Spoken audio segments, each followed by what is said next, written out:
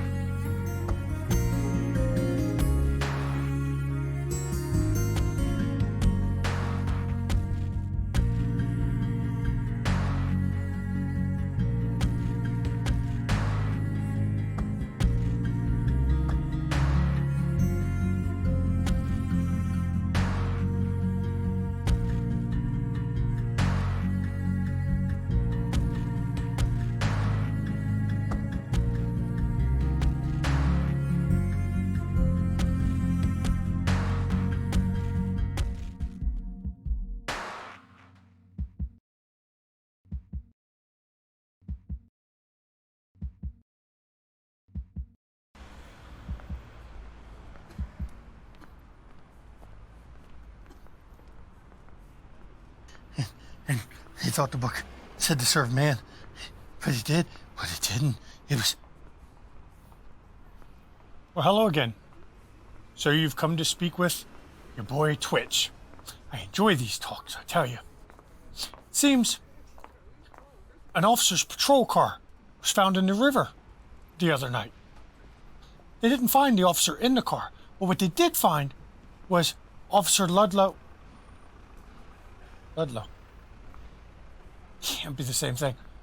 They found Officer Ludlow in a nearby warehouse, soaking wet. Interesting. I'm hoping he's going to get better. But whether he gets better or not, the real question is there anything interesting on his body cam footage? Now, I've heard also there's a new gang in town. It's a rather small gang, but they're growing. Quite dedicated. I heard they're even willing to give their right arm to get ahead. I guess as long as they don't give away their leg as well, they should be mobile. Kind of like that one. Little public service announcement from your boy Twitch. Always remember to lock your windows and doors at night. Also, if you have anything extra to spare, you should give it to the local kids shelter.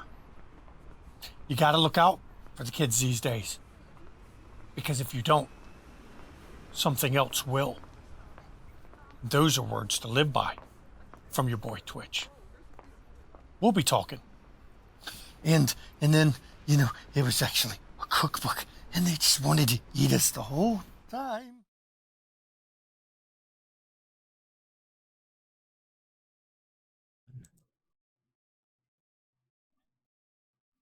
Good evening and welcome to the Onyx Path Twitch channel. We are Haunted Chronicles and this is Stuffed. Where we left off last week, Bilkins, Anthony, and Harley had gone up to the medical research floor for varying purposes among them. But as they were in the waiting room trying to figure out what they were going to do, Detective Ryland came up and recognized all of them. Meanwhile, Officer Theron was provided with Ludlow's badge cam to take back to headquarters to see if they could extract any video from it. Ludlow having been found in a warehouse, an abandoned warehouse. A fire had been set nearby. He was soaking wet. His car had been found in the river just a few hours before. Meanwhile, Penelope and Eddie had just made entrance into the Hemricker house using a skeleton key that Eddie had located underneath on the back porch area of the house. So tonight, we're going to pick up at the hospital as Rylan has just walked in. Bilkins, what are you doing here? Oh, hello, Detective, Burley? It's Ryland, Bilkins. What are you doing here? We came to investigate, obviously. Investigate what? We heard there was a murder. And where did you hear The this? ritual liaison to the police department. I felt it was my duty to come and take a look for myself. Bilkins, you aren't anything yet, and that might be rescinded at this rate. What are these two doing here? Oh, they are my assistants in this endeavor. Bilkins, I don't know what's gotten into your head. You are not a police officer. You are not an investigator, and you do not choose what to investigate when we want your assistance. And if at this point, we will come get you. Well, then you won't be needing the evidence that we acquired Just through our sit internet down. I'll research, talk. Just would sit you? down. I'll talk to you in a minute. Is there an officer in the back? Yeah. Buzz and call him up here. He just stands there, arms crossed, looking at the three of you. Go ahead and sit down. You're going to be here a while. Yes, sir. Apologies. Police officer comes out from the back.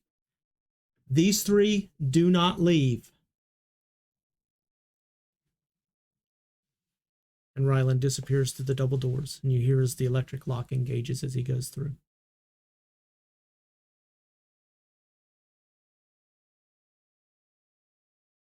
Officer, I'll go ahead and message. are we being detained? I think you're being pleasantly asked to wait. However, if you attempt to leave, then you will be detained. On what grounds? I heard you mention evidence that was coming down. I'm not sure yet. I can always ask, but I have a feeling it's probably something to do with obstruction of justice. That's a nice catch-all that gets used. I'm live texting Penelope. What is your name, sir? He walks over and shows you his badge. Officer Jeffers. That's 2 F's. And about this time, Officer Jeffers, I am more than content to sit here and wait. However,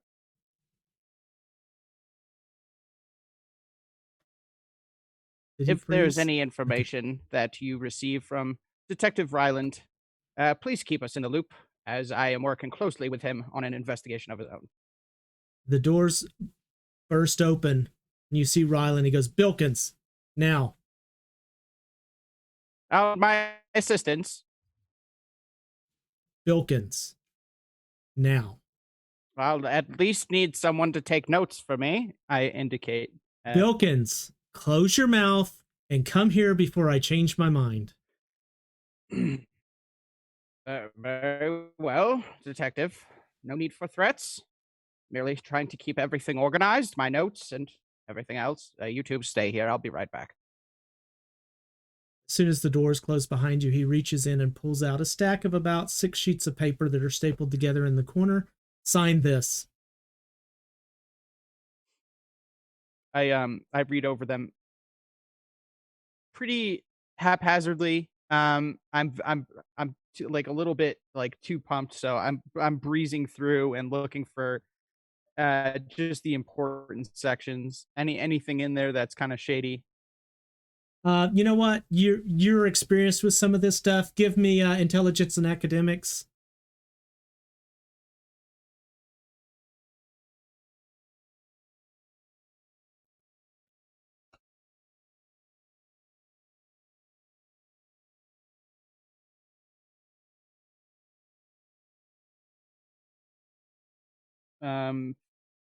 Oop, I gotta reroll one.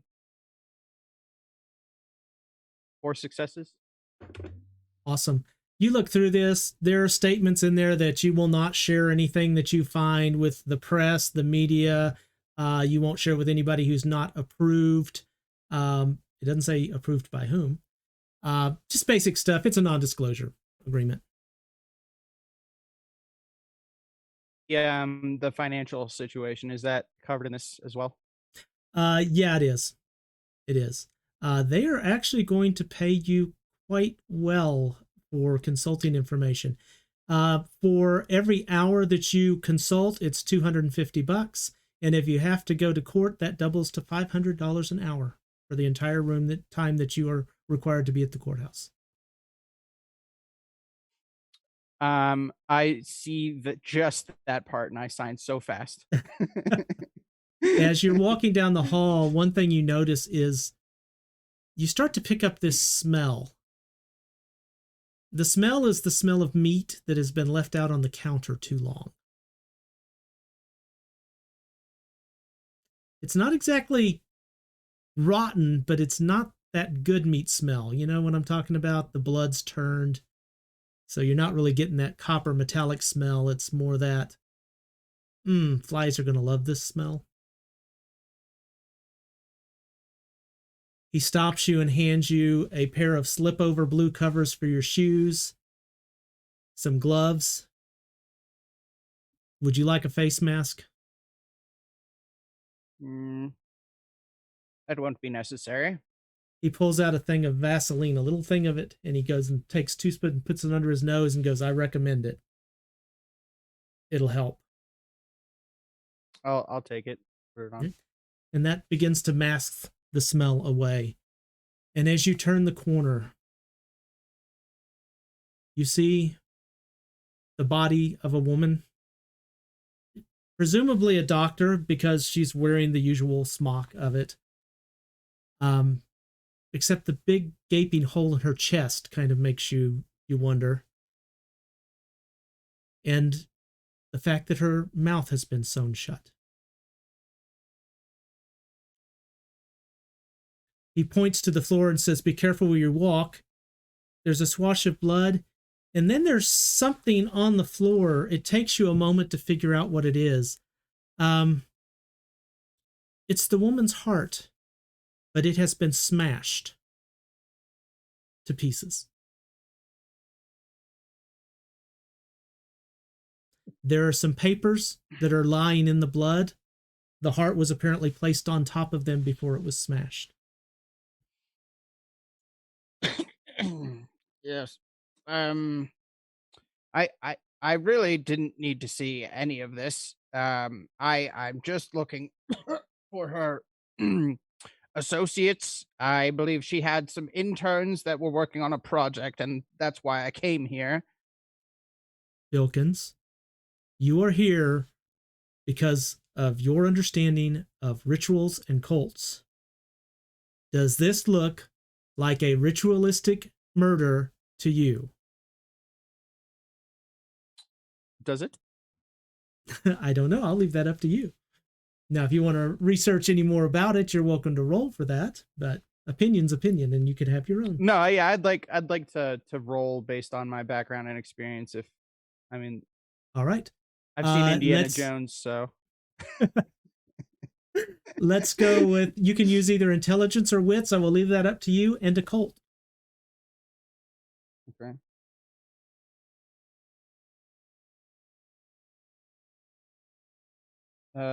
One success.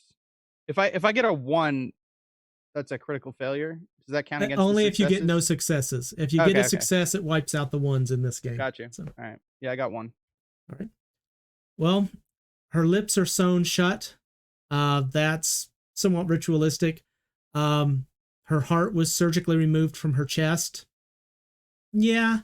The exploding of the heart by apparently smashing something on it or stomping on it, that's a little bit unusual. But, and why the papers underneath? Were they trying to protect the floor? Who knows? Detective Rowland, I have come here It's to Ryland, investigate Bilkins. whatever. It's Ryland. I've come here to speak to Ryland. this individual's associates, detective, and all of this could have been summed up in some paperwork. As you know, investigations are time sensitive, and you are slowing me down. This does look ritualistic. It does look like the occult. And by slowing me down and keeping me from investigating the leads that I have discussed, you are hurting yourself, detective. Bilkins, I will remind you, you are here as a consultant. You are not an investigator. I do value your advice, but right now I need you to focus on this crime scene, the photos I showed you of the previous crime scene, and tell me if you see anything that relates the two of them as some kind of a ritualistic serial killer or something. I'm sure you understand that investigations and research take time and effort, detective. I have information for you right now, but I may in the future. Is there anything else you'd like to look at in here? Anything you'd like to check out?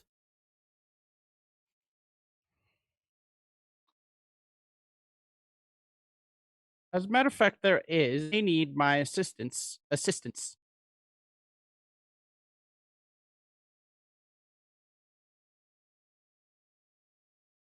All right.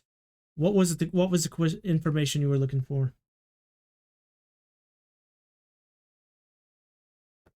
I need to speak to the interns that were working on a project with this doctor. Okay, and he starts flipping through his notebook. Which project is this? Do you know the name of it? I don't know. There's several. That's why I need to speak to the assistants. Well, there are several interns. assistants in several projects. I mean, there's like 13 different medical research projects going on in this hospital right now. Gottlieb was in charge of 5 of them. All of them. Sorry, you spun out there for a moment. She oversaw all of the projects in this entire department. 5 of them. And how many interns on this particular project? She only had 2 interns.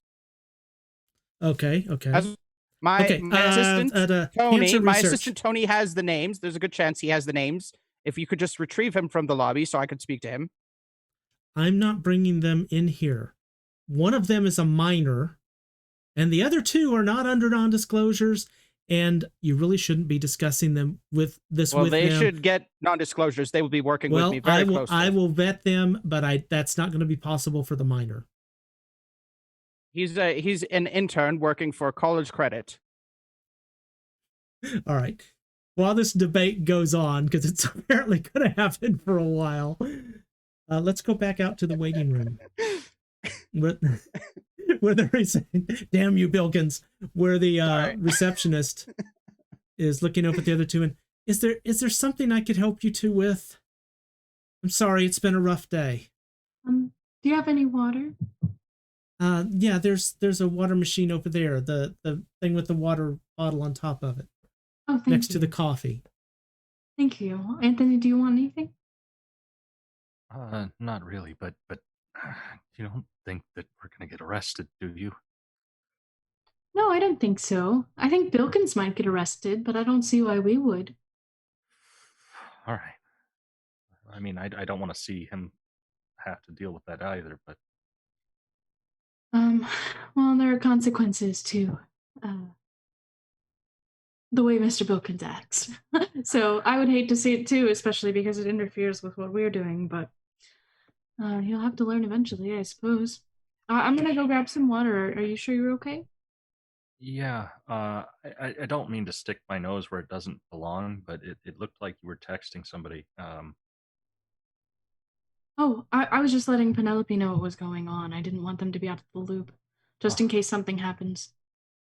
Good. I was gonna text her myself, but I didn't want to with everything going on. I didn't know if that would be.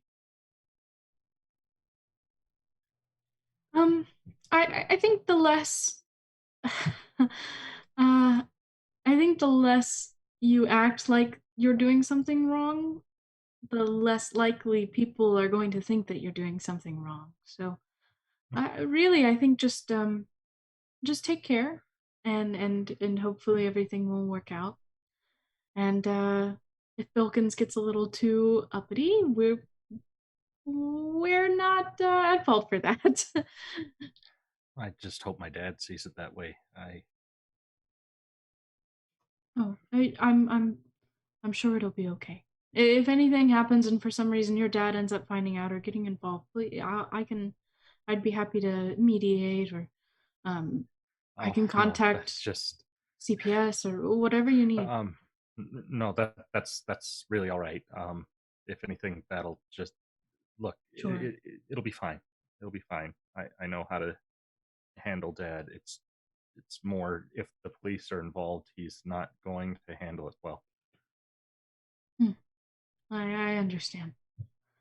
Um, well, I think we'll just do the best that we can to not make ourselves too noticeable.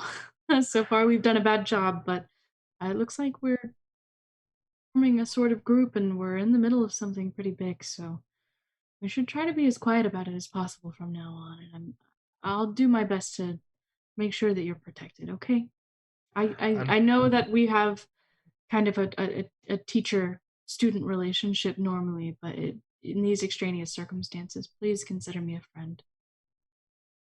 I really appreciate you being here because I'll be honest, if it was just me out here alone after Mr. Bilkins left, I don't know what I would do. So maybe getting some water with you would be good. Yeah. Yeah, absolutely. And we will get some water. As you two get up, you realize that the officer has been standing there this whole time, just his eyes going back and forth between the two of you as you talk. And he kind of watches you walk over to the... and he walks over to the receptionist and... Do you think they're dating or something? I mean, she's a teacher, right? She looks up and... I don't know, I just want to go home.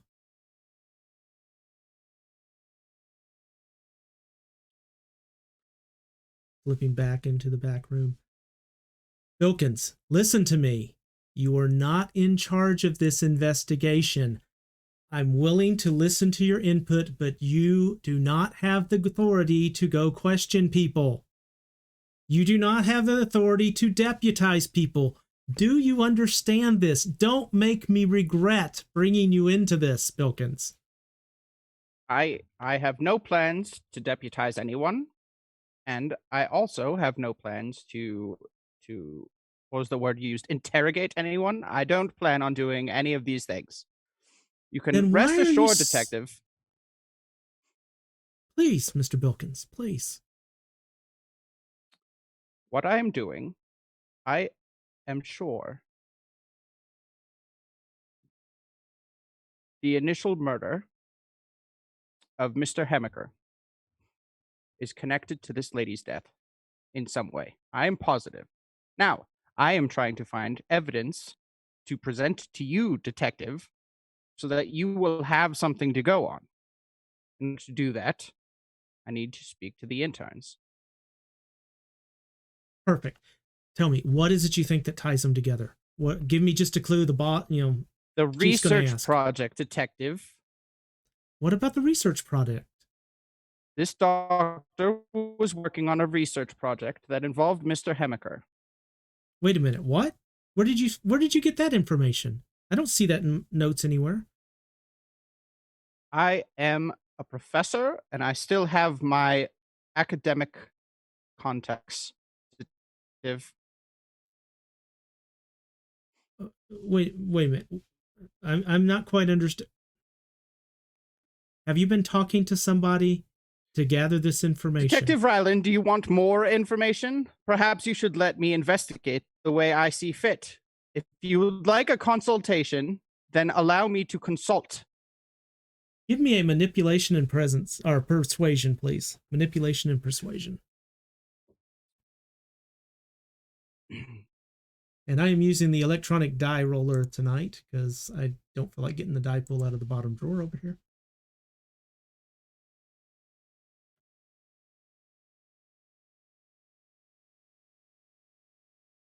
I got 2.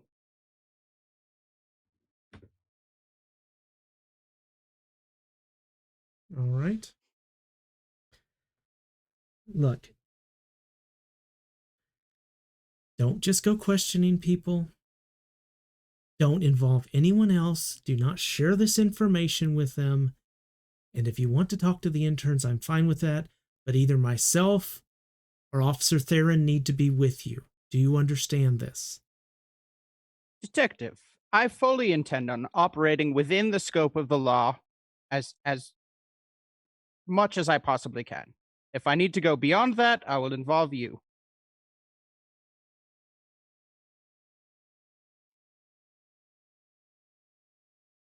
Give me strength. Come on, let's go up front. I need to come back at some point and look over the papers. There may be some research notes that have been placed on the desk or the computer. My assistant, my intern, he might be able to look through that. He's really good with computers and things. You are not bringing that minor into a police investigation without approval from the chief. It's not going to happen today. If you want to go look, you're welcome to look. I am terrible with computers. Do you have a computer expert? We who- have specialists who are authorized to look at the computers, and I am sure they will send someone over here to do that. We are not having a high school student hack into the computers under police authority. I'm afraid no judge he's an intern. would approve He's an intern, this. detective. Intern. Intern in high school? Intern to Working what? for college credit. He's still a student. And as I'm led to believe from the notes that Officer Theron left, a minor. Very well, detective. Very well. I'll find another way. Wilkins, we will bring in a specialist. You will wait for the report. We'll get it taken care of. No, of course. Of course. As you say, detective. As you say. All right, come on. Hmm. So why were all 3 of you up here? Why are they with you in the first place? And As I said, Miss Phillips is my assistant, and young Tony here is interning with me for the winter break to get a little college credit before returning to his studies in the spring. Isn't that right, Tony? Right, so you make your way out the door, and Jeffers, go back and watch that. Go ahead and call them. Make sure forensics is done, and they can take the body now. Sorry it took so long. I'm not sure why Theron wasn't up here sooner. Don't repeat that. Go take care of it. You 2, and he points to Harley and Anthony. I don't know what you've been told so far, and what information that this man has shared with you. Keep your mouths shut. Is that clear? I find Understood. any of this posted on your Facebook page, and you're going to be in trouble. We're talking jail time trouble. Is that clear? I don't even think Anthony or I have a Facebook, actually, so I assure you it's nothing to worry about. Look, my face, Facebook, video tube, whatever. Yes, I had. It was just a. It was meant to be kind of a. Sorry. Don't even write it on a napkin in the coffee shop, okay? Of course. You know, detective, there's a rather simple solution to this, and we could circumvent the whole strict talking down to children routine. We could just have them sign NDAs, the same kind of NDA that I signed, as they'll be working in my offices and working closely with me. It's best that they should also sign an NDA as well. I And then think it will be legally binding. I think it would be more agreeable if we don't actually assign NDAs. I'd rather Anthony is a minor. There's no reason to get his parents involved. We're simply trying to assist.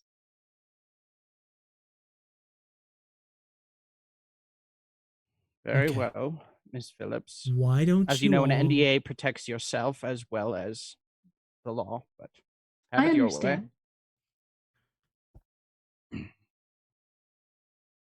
Why don't you all go home, get a good night's rest, and tomorrow it's Monday, and maybe we can all meet, say, 10 o'clock.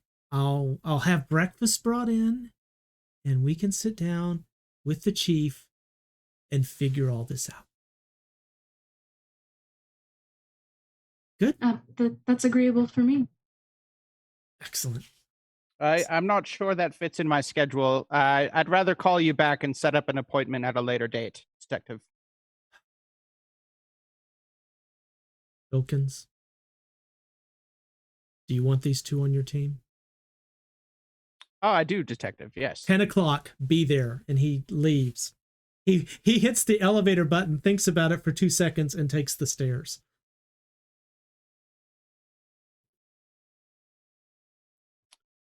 Well, you two, I'm not entirely sure what just happened, but I believe you might have a winter internship, Anthony, if you want it.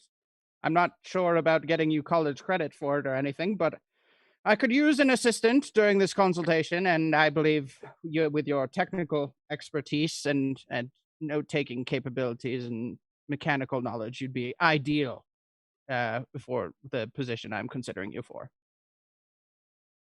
Are there police enforcement around? Are we by ourselves? Are there people within earshot? Let's confirm that. The other officer went behind the double doors, so the only person around would be the receptionist at this point. Okay. Mr. Bilkins, I appreciate the opportunity. I understand that we are in this all together, whether we like it or not. I'm happy to play as assistant, but I'll have you know that Anthony is a minor, as I'm sure you were also told by the legal representatives that you've been talking to so rudely and unprofessionally, and his parents cannot and should not know about what's going on. You need to recognize that your actions don't only reflect upon you, but will have consequences for us if you drag that into you. That's all I'm going to say. Miss Phillips, I thought you were someone with ambition, with drive, and it turns out I was wrong, Miss Phillips. This is an opportunity for Anthony to get out and see the real world before graduating high school. He's able to go out and explore his possibilities and work with someone who's doing something for the good of the general public. And learning an academic study such as this could only help Anthony, and you're trying to slow him down with something because of his age. Mr. Bilkins, have you ever been in an abusive household? Have you ever been in a broken family? Have you ever experienced any kind of emotional circumstances based on your actions? Probably not, based on the way that you're talking to me about Anthony. I'm very glad Anthony has this opportunity. Wouldn't it be best if he spent as much for it. time outside of his household as possible? I do Excuse agree. me, isn't this to do with me? Yes. Isn't this my choice? Yes. And while I appreciate you sticking up for me, I don't really want my family information out for everybody to know. It's enough of a problem by itself. And while I agree, you should be more careful, Mr. Bilkins, because, well, if things had gone differently, we could all be in jail right now, and there's no way that. Look, it's just. I'm happy to work for you, and I will do everything I can, but we really can't involve my father, and I guess we could try to ask my mother. She would probably do it, but if she finds out from, I mean, if my dad finds out from her. Anthony, how often would you say your father reads the papers that you give him to sign for school? Well, Not very often, Very if well. ever. Then the NDA shouldn't be an issue. Make a good point, Mr. Bilkins. You're right. But Now, what if they request Miss him to be Phillips, present? what you could do is see about how we can make this actually give him college credit. I'm sure there's a way that a police consultation in a murder investigation could provide some manner of college credit if you put your mind to it, Miss Phillips. I'm more than capable of arranging that, Mr. Bilkins. Thank you. Excellent. Thank you. Now, unless either of you have anything else to say, I think it's best that we get going. Just, I'm sorry for yelling. I that was inappropriate. I hope that you're Don't not be sorry. upset, Miss. Don't be sorry. I appreciate you speaking up on your behalf. Right.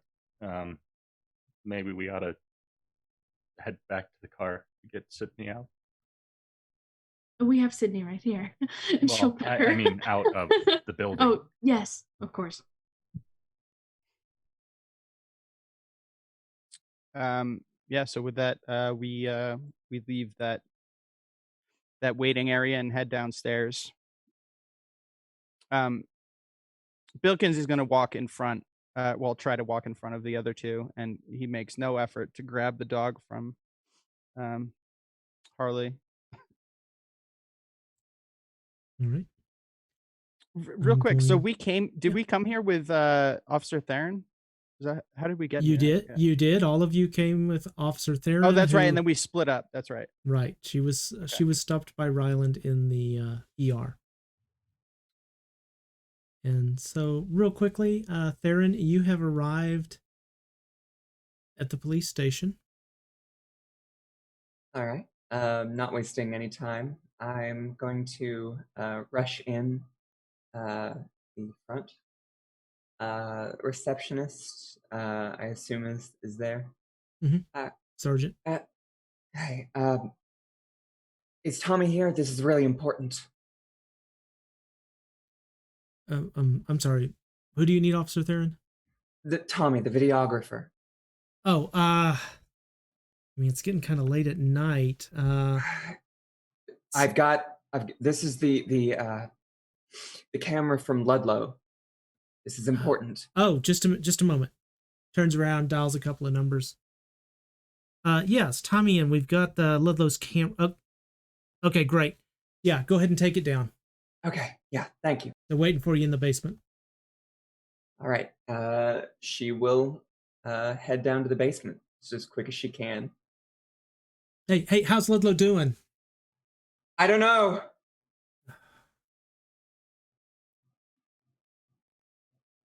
All right. So you make your way down to the basement, and inside, you've got the ones they jokingly call the Three Stooges. Your tech guys. I would greet all of them. Hey, we've got the camera footage from Ludlow. I need you to take a look at it, see if you can salvage it. It's been waterlogged, damaged. So as you hand the bag over, there's actually water pooled in the corner of the bag, and oh man. I know. They take it out and immediately drop it into a thing of rice and say, "It's probably going to be a few hours.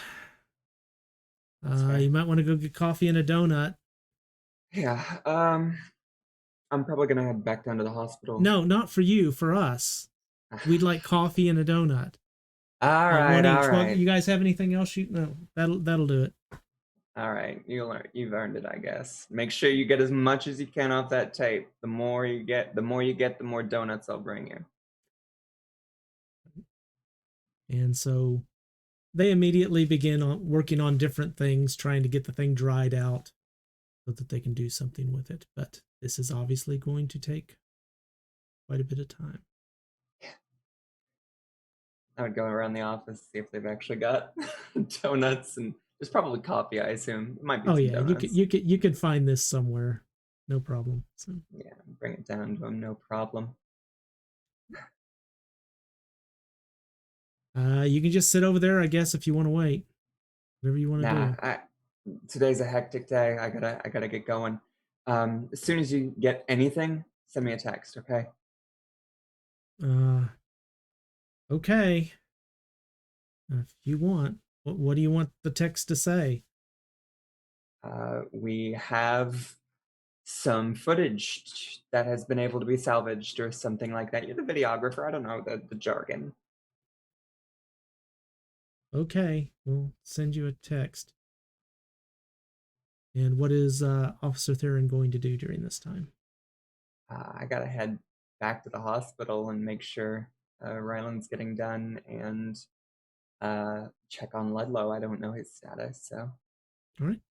Well, we will have you driving back to the hospital.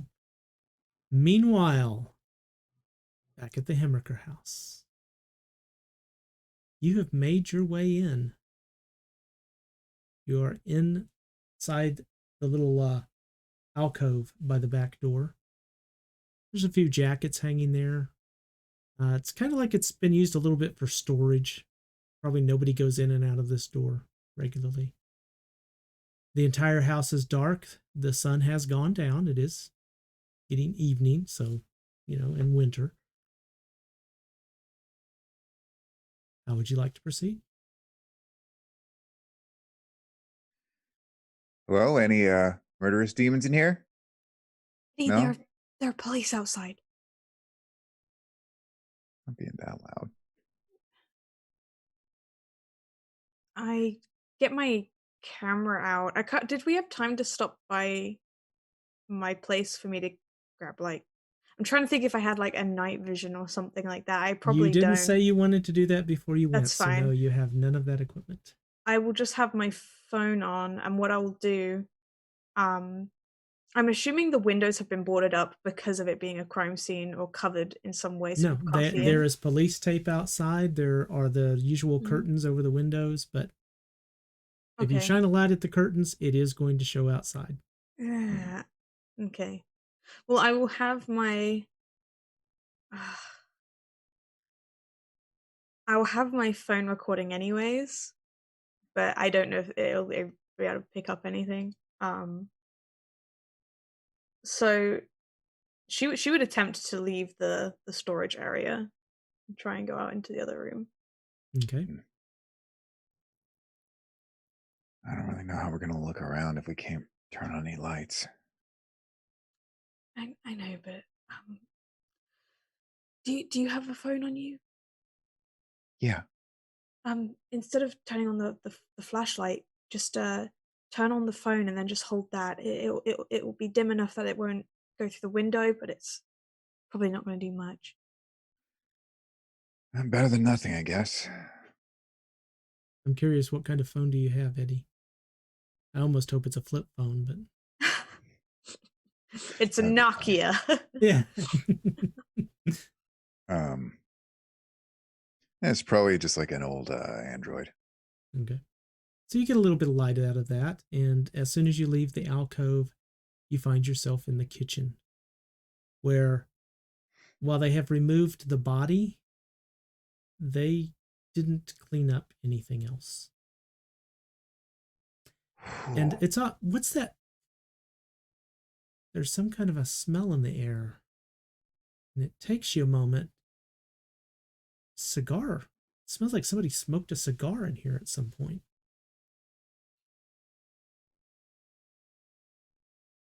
Smells cigar smoke, or is that just me? No, I smell that too. Think the cops are lighting one up outside? Shouldn't be. I don't think Donald's. I don't know. Oh god. Is it just blood, or are there like organs around as well? Because I know you said that he was like torn apart. They picked up all the body parts. They have not Okay. cleaned up any body fluids. I'll put it Okay. that way. Got you. How would you Does like any- to proceed with this investigation? What skills would you like to use? And that's for both of you. Yeah, could I use my eye for the strange again?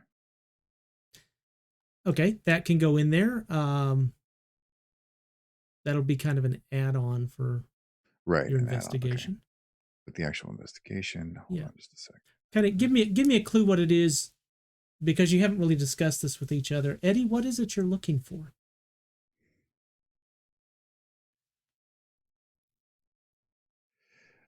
So, Penelope, what is it exactly that we're looking for? Well, I mean, I want to look around, see what happens, see if this is something an old woman could have possibly done. But also, Okay. my mum mentioned a bear. A bear. Yeah, like Are a you- stuffed toy that was yeah. yeah, I think she said it was in the loft. I don't know if it's still up there, but I'd be interested to see if it is. Let me go up and check.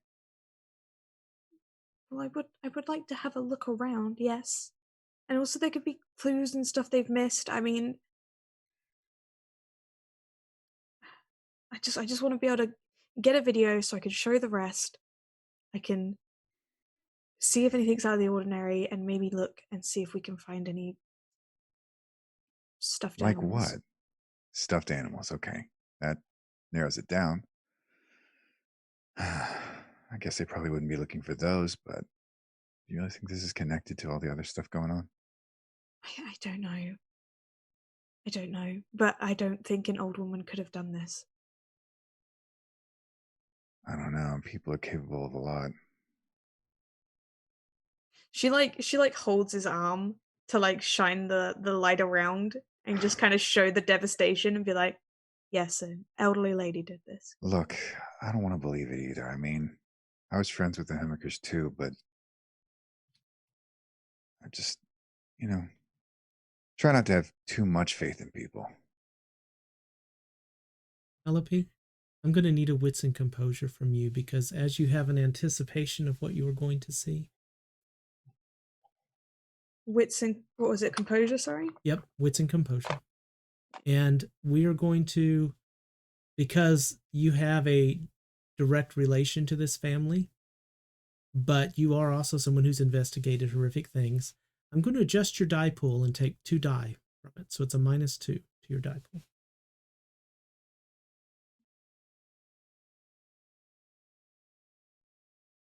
One success. As you look around this space, you'd been told it was a mess and there was a lot. But as you flash this light around, you realize, first off, that Eddie is standing in a pool of dried blood. It's dried, and it was so thick that the weight of his shoes have cracked it and made like a powder around it. And it's now on his shoes and around his shoes. And then you realize that you're standing in it as well. And as you pan around the room, as you were doing, you notice that it's across the floor,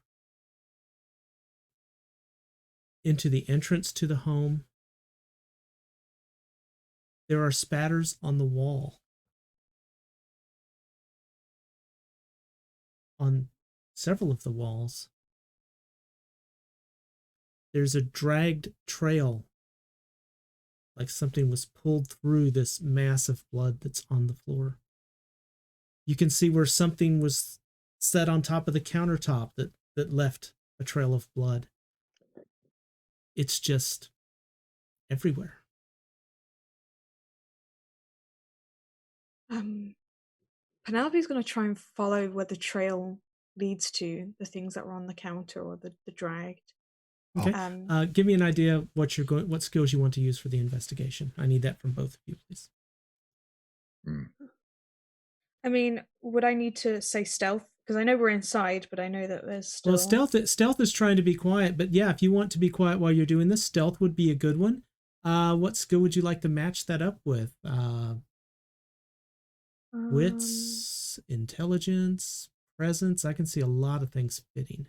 I'll take wits and stealth, if that's okay. Wits and stealth. Eddie? I mean, I don't know. Investigation seems appropriate here. Okay. With wits if I could as well. Okay, I mean, wits and investigation, and you can use your eye for the strange as well. nice. Okay. I had just one success on my end. All right. Okay. Rolling for the skill first.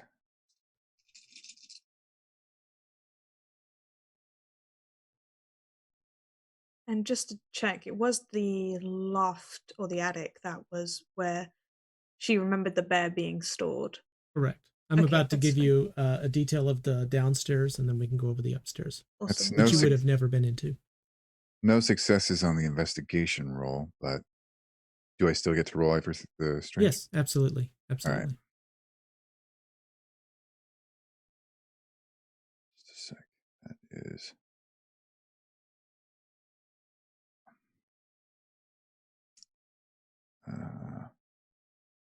Sorry. Okay. Intelligence, composure. All right.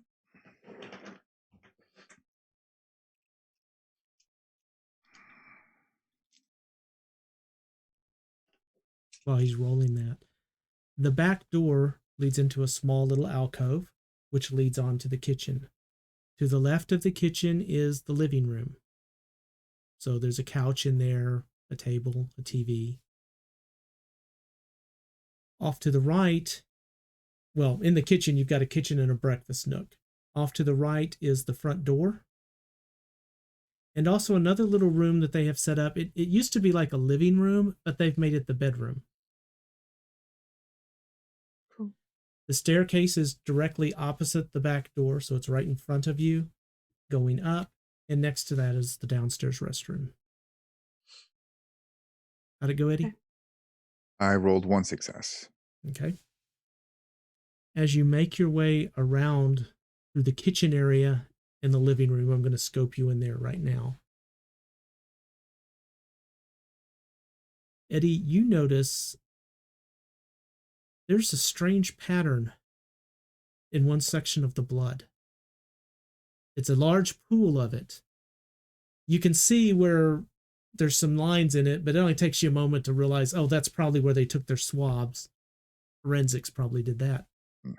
But the rest of the pattern in this, it's like little swirls.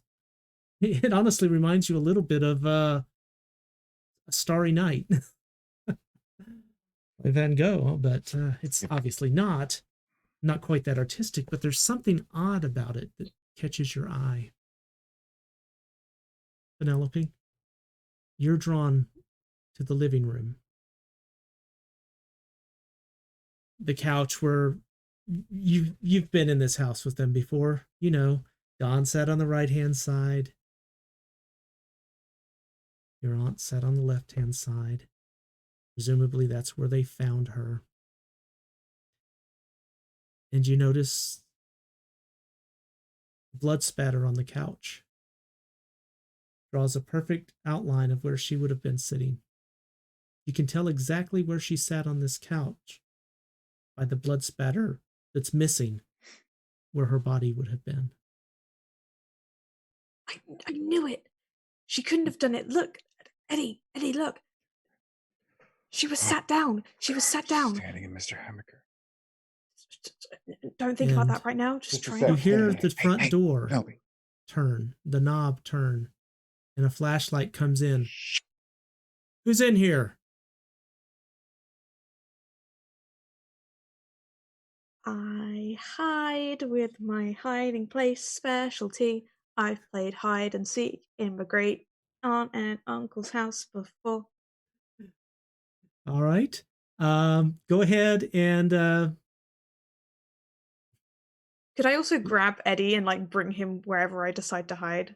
well, that would subtract from your die pools, and he's away from you. So let's see what he wants to do in a moment. We'll leave But for Eddie your- alone. But for Fend your yourself. hide, we're going to do a presence and stealth, and you can add die for your hide in place skills. Eddie, what are you going to do at this point? To give you a view of the room, staircases in front of you.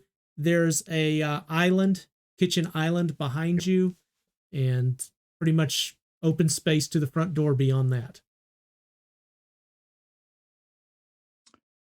Oh man. better be quick. I'm gonna try. Not good at stealth, but yeah, I'm gonna try and duck behind the kitchen island. Okay. God help me. Let's have a dexterity and stealth out of you, because I think this is borderline athletics, but since you're trying to be quiet, I think stealth fits into that. Oh, damn. I got 2 successes. All I right. wish I was rolling athletics. All right, let's see what we got. Well, you just won't be quiet about it, but you'll definitely. No, I want to be quiet. That's an important part of this for me.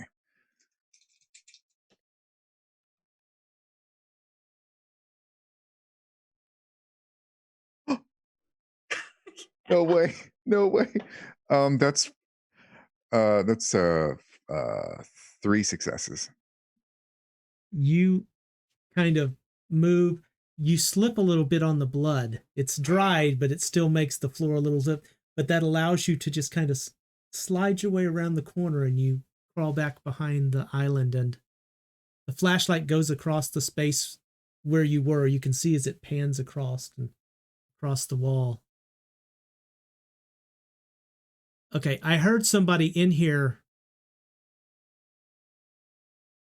And he comes walking in and begins looking around more with the flashlight. And then he sees the footsteps in the blood. Damn it. And he walks to the back door, which is unlocked and open. Damn it. At the Hemricker house, tell the chief we had somebody in here. It was, I don't know, it might have been kids, it might have been a reporter. I don't think there's anybody in here now. I don't see anything. I think they were probably in and scrambled out. The back door wasn't closed. I'm going to close it up and seal off the back. And he goes about sealing the back door. And you hear him mumbling, "This is going to be my ass. I am going to be in so much. I'm going to be walking the damn beat again. If I ever find out who came in this house, I'm going to impound their car." And then he makes his way back out the front, and you hear as the front door closes.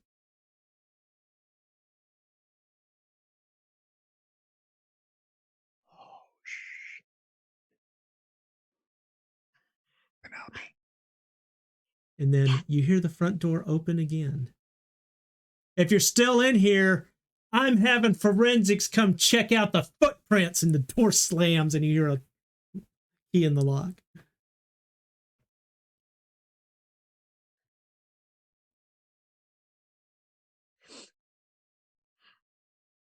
Tam, Yes. I live in the UK, but I've seen TV shows with American houses, and sometimes they have a basement that has a door that comes out the back with like one of the open things, like a Is crawl it like a thing. You cellar go door? like a cellar door, and you come out. Would this house happen to have one of those? Well, that's kind of a storm cellar type thing, I guess. And you'd probably have that on the back of the house, but generally there wouldn't be an entryway inside, if I'm picturing what you're thinking of. I know at Grandma's house, when I used to go up to Chicago, that was on the outside of the house. There wasn't direct access to the basement.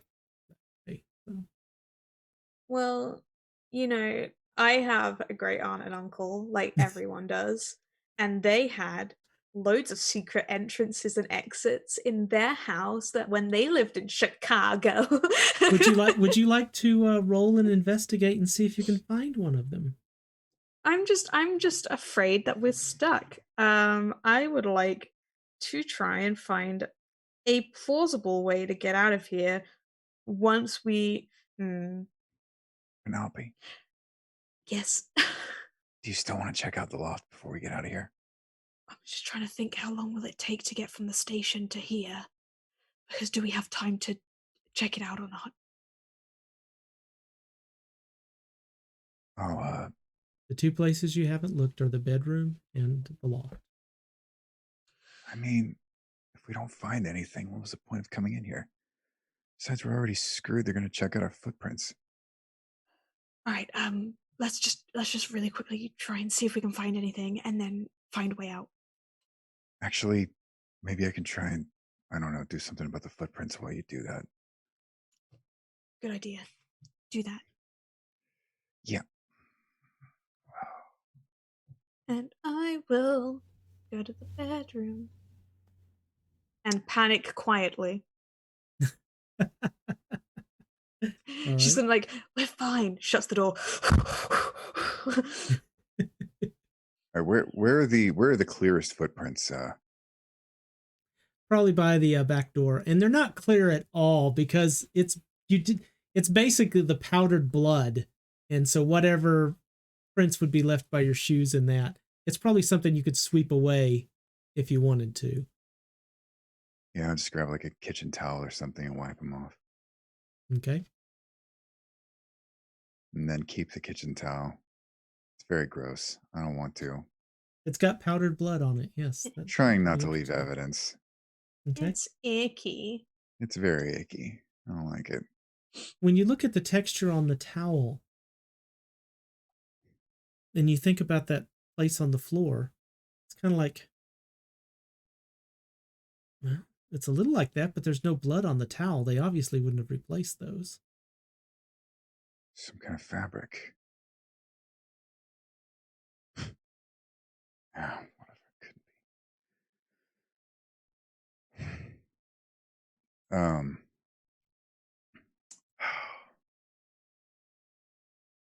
That cop said he was gonna seal up the back door. So is if I look out the window, is there anybody watching the front? There is that police officer, you assume it's him, you didn't see his face, is out front. And he's just pacing back and forth, apparently talking to himself. Makes a few hand gestures now and then. Well, been there. So is anybody watching the back then? You're near the back door. You could always take a look out the window. A peek. Just a peek. It's dark. I mean, I would say it's dark inside, so any light would be from outside. So I think you're safe to look. And you see nobody outside. All right.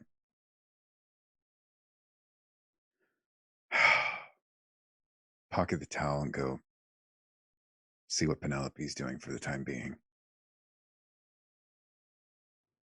I'm being nosy while trying to keep my dinner in my stomach. It's always the hard part. So you are searching around here. Are you just like giving it a cursory look over, or are you digging through things and looking around? She will do kind of like a cursory look, and just think about she's kind of more she's more invested in the loft, I'd say. She would give a cursory look in the bedroom. Okay. Then just give me a straight wits roll. We won't add anything to it. Ooh. I rolled 2 10s and a 1, so that's 2 successes. Okay. You look around. I mean, there's a dresser. There's the closet. Well, wardrobe, actually. Do you open them at all? Yeah, why not? Okay. I'll use my sleeves like this. All right. You open the wardrobe and, it looks like the stuff your aunt and uncle would wear. Nothing unusual about it. Nothing catches your eye as out of place. You make your way over to the dresser and you open a few drawers there, and you open one drawer and you notice an envelope in the corner. It's a small brown envelope. It looks like it's been opened at some point and placed back in the drawer. It's very old. It's obviously been used for quite a bit. As you pull it out, you see written on it in your aunt's hand, safety net.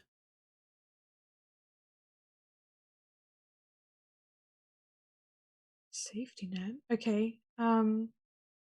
Uh. It's it's probably too dark to read it, I imagine. I figured you had your phone out, but that's up to you. Oh yeah, I would have my phone out. But is it a long amount of text or is it like a? No, it's an envelope about this big. Yeah. It's kind of thick. It's got something inside of it, and it has safety net written on the outside of the envelope. I will pocket that. Okay. And I will keep looking.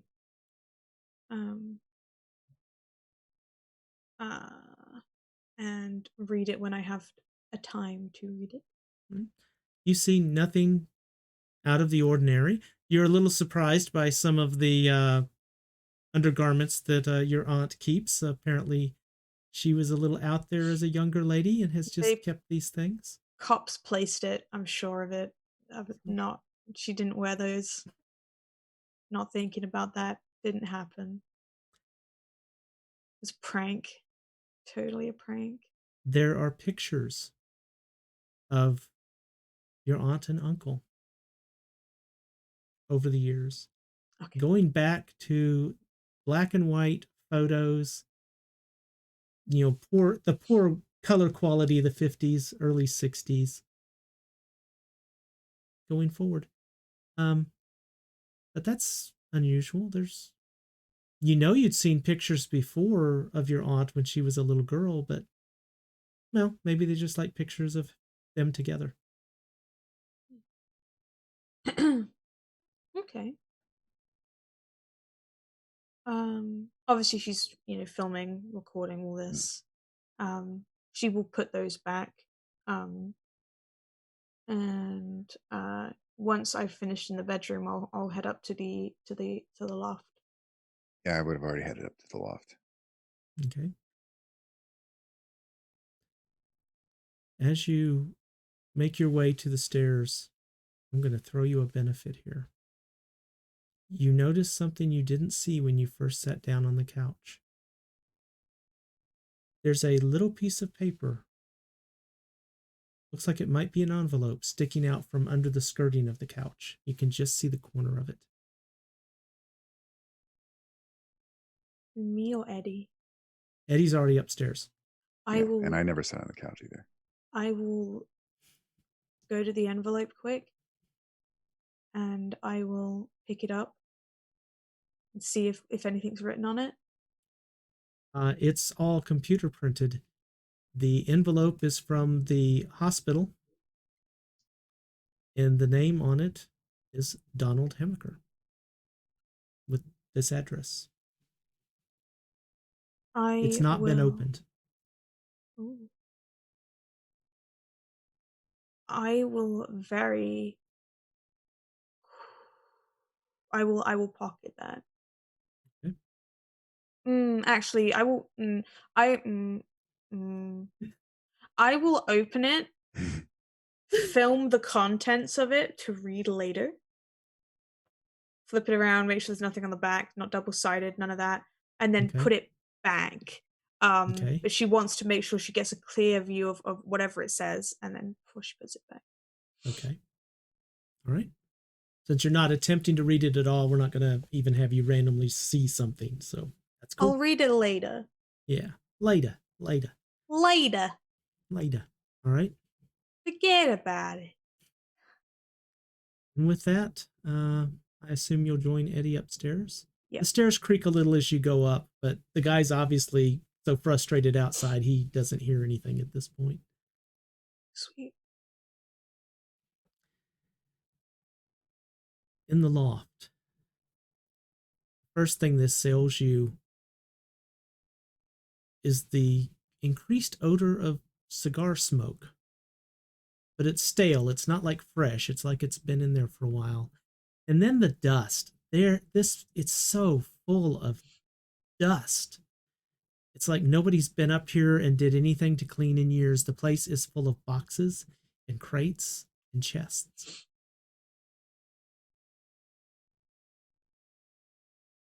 People whisper this so that it's on the video footage of documenting the smell and things like that. Mm-hmm. Do we notice anything imprinted on the dust, or is it really like it's just heavy set and nothing's disrupted up here? Well, now that you all have walked through it, there would be footprints. Possibly footprints from before. Forensics probably came up here. But they probably wouldn't have gone very far because there wasn't really anything to see. You said there was supposed to be a doll up here, right? Yeah, some kind of. I think it was a bear or something. It could have been a doll. I'm not sure. Mr. Pico. What was his name? You don't sound very sure. What was his name? Mr. He. He. As a character, if you would like to roll intelligence to check your memory, you are welcome to do so. No success. She stands there going, Mr. Pico? Right. Well, we can look for Mr. Pico. In any of these boxes, I guess. Well, let's look then. And she'll quickly run over and start opening boxes. And Eddie, are you going to help? He'll help. All right. Eddie, since you're helping in this, let's do this as a teamwork thing. So, Penelope, you're doing an investigation looking around. You don't know what you're looking for specifically, I'm gathering. Except for maybe the stuffed animal? Is that your target? yeah, she's looking for the stuffed animal. She's a little bit concerned about where the pictures of the aunt went, but that's like a side thing. The main thing is the animal. Okay. Well, let's do an intelligence and investigation. But hold on. Eddie, since you're assisting, roll intelligence and investigation. Successes you get will add to her die pool. However, if you get no successes and you get failures, those will subtract die from her die pool. Please get many successes, for I only have 2 dice. I'm sorry in advance. I only have 3. Better than my 2. If you have an alternate set of skills you would like to use, I'm always open to that. Investigation does not have... Searching does not have to use investigation. There are other things, but it needs to make sense for the situation. I mean, would I be able to use something like, would I be able to use my wits of like thinking about where something like that would be hidden, like where, like, you know, thinking about where to place these things? I'm going to put you on hold for just a second because I think we just lost the internet connection. Ooh. Oh, did we? I'm going to ask, and there'll be a 15-second delay. Did the video stutter for a moment? Because I think we lost. Okay, yeah. So I think we lost internet connection. It appears to be back now. Okay. So I just happened to look down and saw the our bits per second drop to 0. Uh-oh. So hopefully it's back now. We're back up to 5K, and thank you, Spectrum Internet. So, all right. You were asking, Penelope. I apologize. Yeah, maybe wits and. I mean, would stealth? Would I be able to use stealth again? Well, you're not trying to sneak around. Athletics of my strength. I don't think that really works as well. I mean, I could see. I can do wits and investigation. You know what? I'll allow empathy for this. Really? Okay. Oh, for me, it's still just 1. I'll go for empathy if I can. Whatever she rolls, you roll as a team. Oh, whatever she rolls. Okay. Could I do wits and empathy then, please? Yes, you may. Can I then also roll wits and empathy? Yeah, absolutely. All right.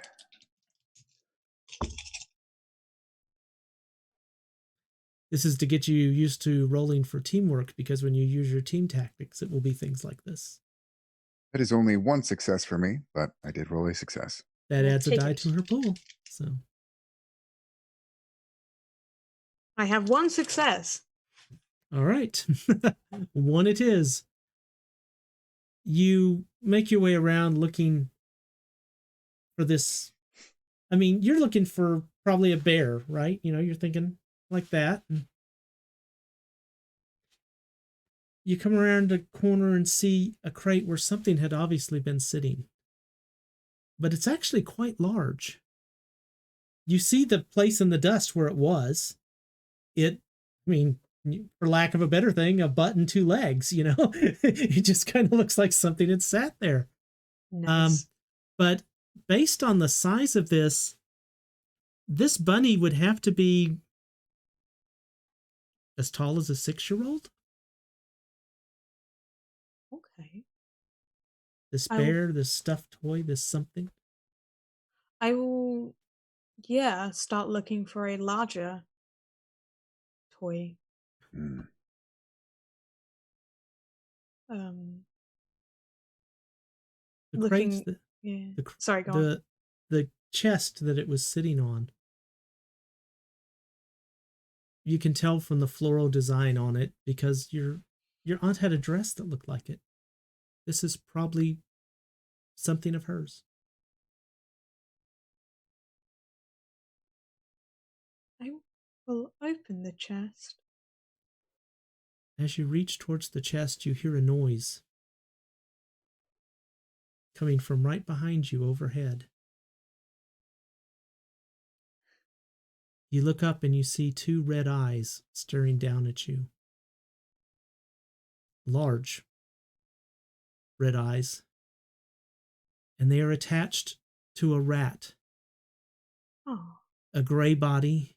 This rat is at least a foot long, not including the tail. And it turns its head and leaps at Eddie. Eddie, be quiet. Don't freak out. And this is where we're going to take a break. We'll be back in 5 minutes. Cliffhanger.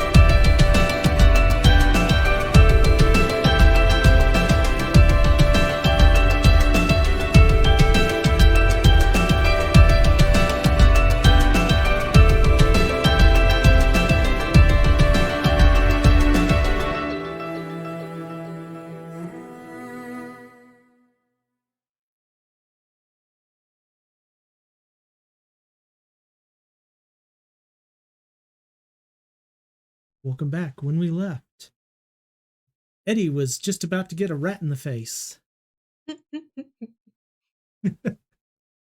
Eddie's about to get rat-faced. He's snacking in preparation. He's trying to build up the constitution.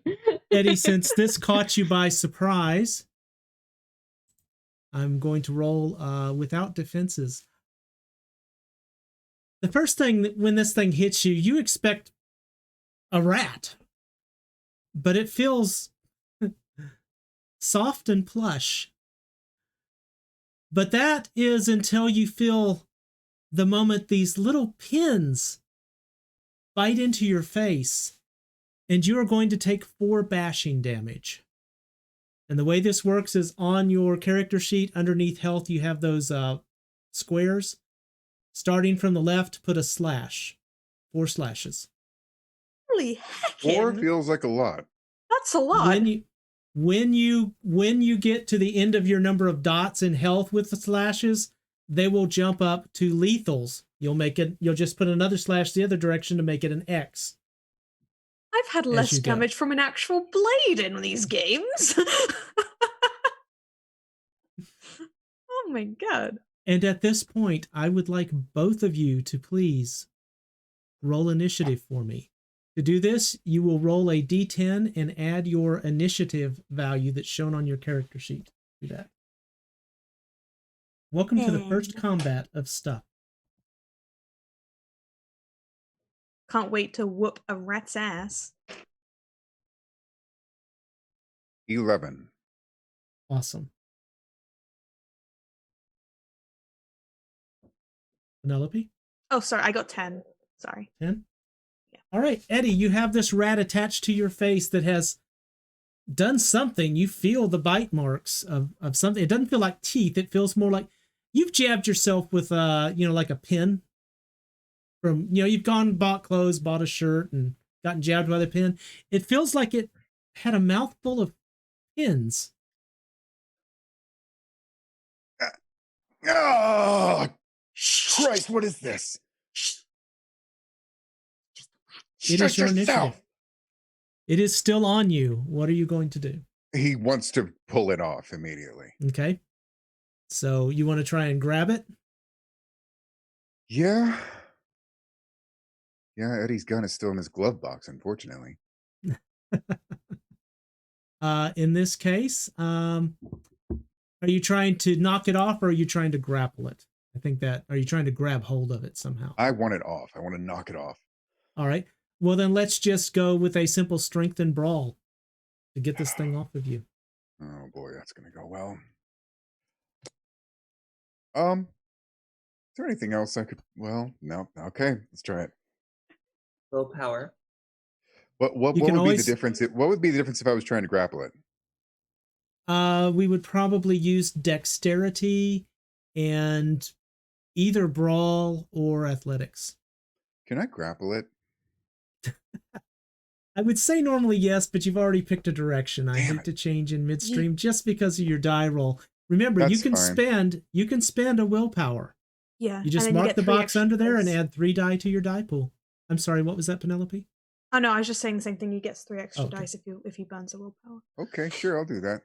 All right, so mark the willpower off, add 3 die to your pool, and roll it. All right.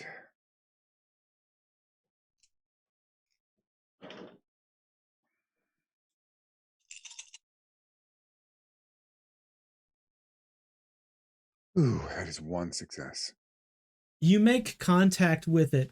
I mean, you really put your punch into it. You make contact, but it feels like you're punching a pillow. But it does fly off and hits the crate that it jumped off of, lands on the floor. Penelope, what would you like to do at this point? It's between you and Eddie at this point. I would like to use my improvised weaponry. And I want to grab something nearby that I could use as a weapon and attempt to whack-a-mole that thing. Okay. Improvised weaponry allows you to find an object that would be useful. So go ahead and do that. Is there a roll? Yeah, Sorry.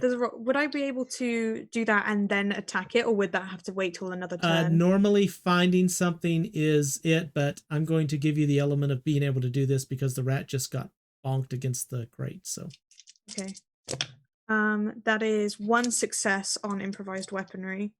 you find, as you were lifting up the lid of the chest, your hand slips into it, and you find a picture frame. Feels kind of sturdy. I can use a picture frame. Or tab. Okay. I will attempt to then leap forward and hit it with it in an attempt of almost like to pin it as well to the floor, like not to Okay. just like lift and then back. It'll be like a straight whack. Okay. Give me a strength and weaponry. Like a spider and an Argos catalog. And you need to remove 7 from your die roll for his defense. Well, that's a luck die then. Okay. Which is a 5, so no. All right. You swing down with this, and you it feels like you made contact, but you also hit the floor. The rat takes this moment to jump back. I'm looking for my die, and I'm like, I've got a die roller here set up for this. Why am I looking for my die? I don't know. The rat scampers off into the darkness for a moment, but you can still hear it moving around the room. You just can't tell exactly where it's at. It has not left. Eddie, you're up. Right. Eddie wants to grab Penelope's arm and run away. Do you resist? Yeah, I want to look in the chest first, my aunt's chest. No, that sounds Hi. bad. My I don't great want to aunt's die. Yeah, fine. We need to find this. Like you said, there's no point. And she's gonna like pull against him to try like she just wants to open the chest, see if the rabbit's in the chest, and if not, or if nothing's sus, then she'll leave. But she just wants to check in there. I'm not leaving you here with the ROUS. Well, then give me a second. All right. This is going to take some time. You lift up the lid. There are several things inside this box, but unfortunately, you're not really going to have time to focus on it because as the lid of the box hits against the wall, the rat leaps out at Penelope. Penelope, what is your defense? My defense is 5. 5. All right.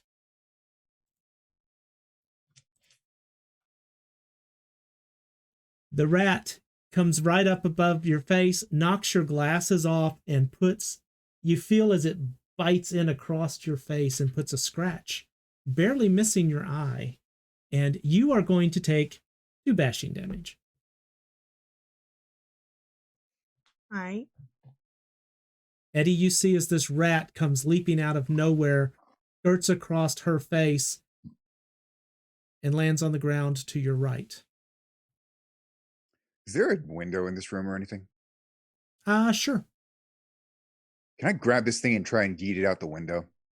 The window would be closed, but okay. Can I open it first? There have been times I've wanted to yeet things out a closed window, so it's your choice. Absolutely. I mean, that would take more force, so just to help myself out. This is definitely going to be a strength athletics kind of thing if you're trying to grab it and hold it so that you can get the window open. So you can either open the window or you can try and grab it. It's going to have to be one or the other first. I'm going to open the window first. Okay. That will take your action. That is not a difficult thing to do.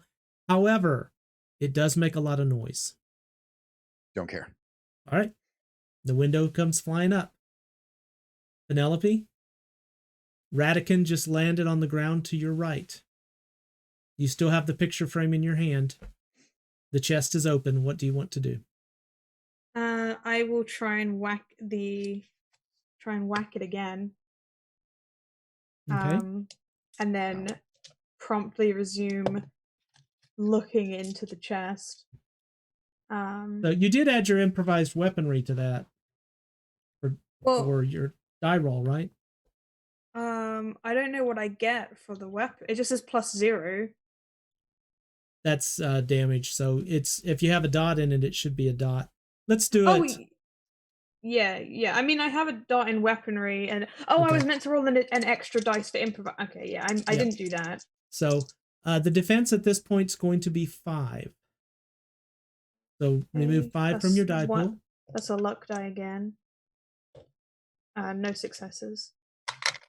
You swing at this thing and hit the ground, and it's pretty irritated at you at this point. It is going to leap forward. You do get a good view of it, though. The light from the window open now, the curtain out of the way, moonlight coming in, the light from your phone. You see that this rat doesn't have fur. It's made of wool. And its mouth doesn't have teeth.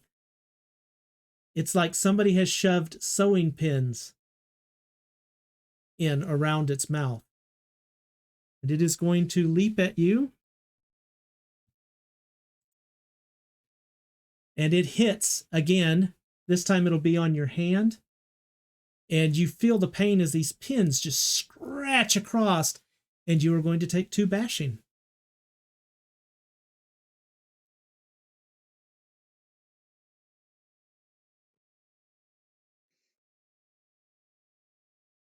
Eddie, it's back to you. Window's open. This time I'm going to try and grab it and throw it out the window. All right. So it went forward to Penelope, so it's kind of right up on her arm area. Let's have that strength and athletics. Strength and athletics, not my best. Unless you want to use dex and athletics because you are trying to grapple it. I would rather use dex and athletics if I could. I'm more than happy to do that. Thank you. Much appreciated. The defense is 5, so you're going to remove 5 die from your die pool before you roll. Okay, well, I had 4 dice, so that leaves me to roll what? A single die? That is a luck die, so roll 1 die. A 10 is a success. Anything else is not, and a 1 is a critical failure. Wonderful. I feel lucky. I don't feel lucky. Oh, that's a 4 die. Hold on. It's all right. Let me try this one. An 8. I'm taking that was not a success.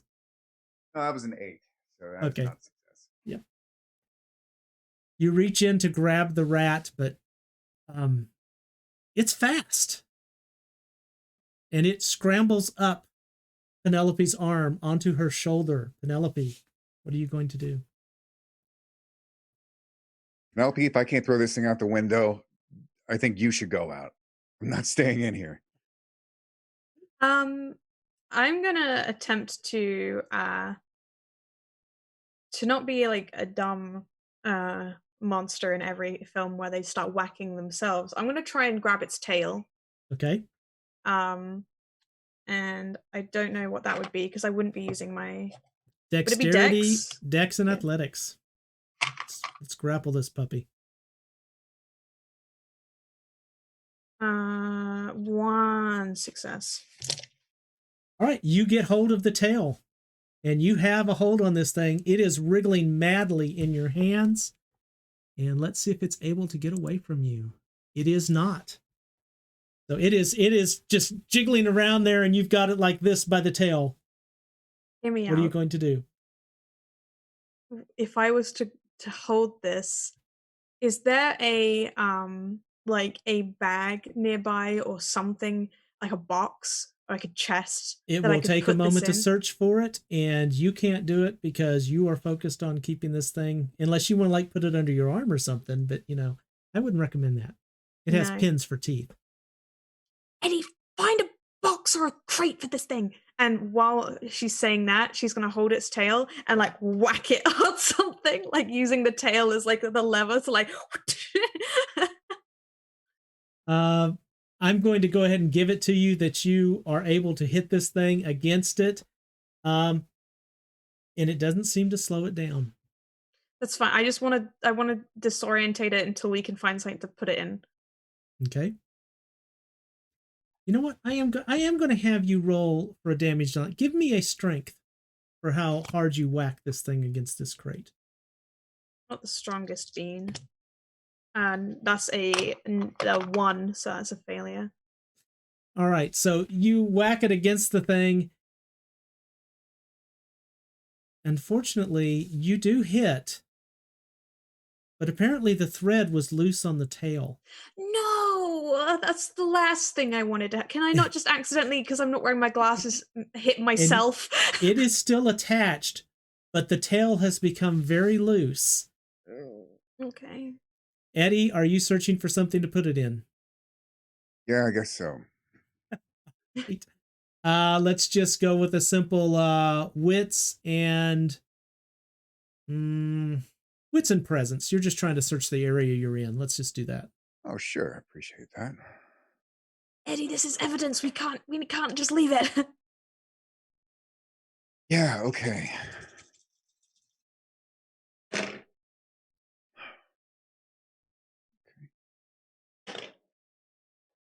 All right, that was one success. All right. You actually looking around, you find an old bag. It's kind of like it was made to hold knitting tools and stuff, but it looks like it might be just the right size if you can get it in. And while it is knit, it'll hold it, it looks like. So you're able to grab this, hold it open. However, the rat gets a moment here to try and escape. So, Penelope, I am going to need a strength from you. Oh. Can I use my dexterity instead? You know what? Sure, use your dexterity. I'm very good with that. Thank you. You know me. I try to be. Helpful. 2 successes. It matches your 2 successes. So I'm afraid what's going to happen in this case, since it is a draw, you try and move it over. The body comes loose from the tail. Some stuffing falls out, but you're left with a tail wrapped around your hand. It's still wiggling, by the way, as the rat disappears into the darkness. And about this time, you hear footsteps coming up the stairs and a flashlight shining into it. And the officer looks and goes, "Was that you? Damn you meddling kids." I've been wanting to say that this whole time. All right. Hands in the air. Crap. I still hold the rat's tail. Okay, and what about the photo?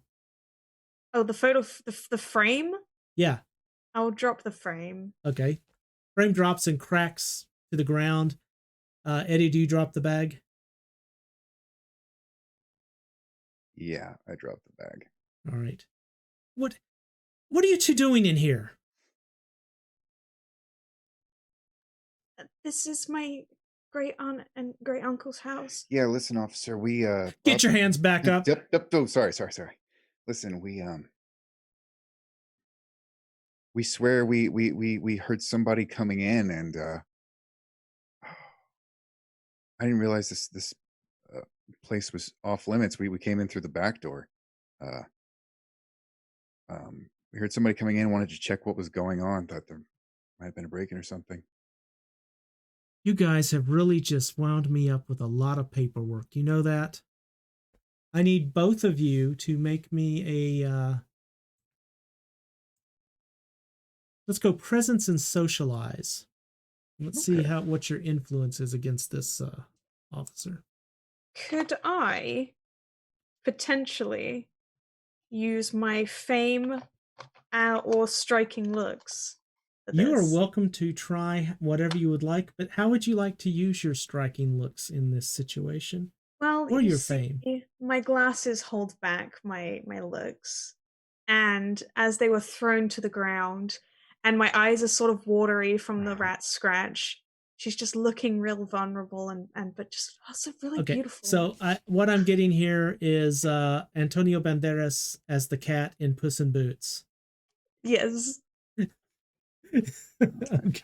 With a rat tail in your hand. Awesome. Go ahead and roll that, please. Okay. Am I also allowed to use fame or nah? It's okay if you not. can only use one skill at a time. One That's narrator skill. fine. So. Eddie? I got one success. All right. Presence and subject. I'm going to throw socializing. this out there. I know you have Barfly, and you're new to I the do. system. This is a social situation where your smooth talking could help you. So you can throw a die on there for Barfly, if you can make it fit the scene. As to, I mean, you did pretty good there with what you were saying of, hey, we didn't see the sign, you know. So Right. throw Barfly on there. All right, and roll thanks. another die. That is a second success. All right. Hey. I too No. also got 2 successes. Look, guys, I already had to call this in. Look, I feel bad about your aunt and uncle, okay? But you can't be coming in to a place that's closed off as a police investigation. I mean, look at the mess you've made in here. I mean, it wasn't just us. Look, officer, you can check me out. I got injuries. Something We got attacked. By hurt what? me. I think a rat. Looked like a giant rat. Okay, well, the rat's allowed to be in here. You're not. Look, I'm just saying we didn't cause all the mess. Sorry, officer. I Look, understand. somebody comes in here to investigate more of this. How am I going to explain all the disturbance? There's a broken frame and the... Did one of you cut yourself? no. Well, I mean, I've got a. I got bitten by a rat. Well, I mean, that But- looks like... What's the blood on the frame? I Search whacked. me. I tried to hit the rat with it. What's that in your hand?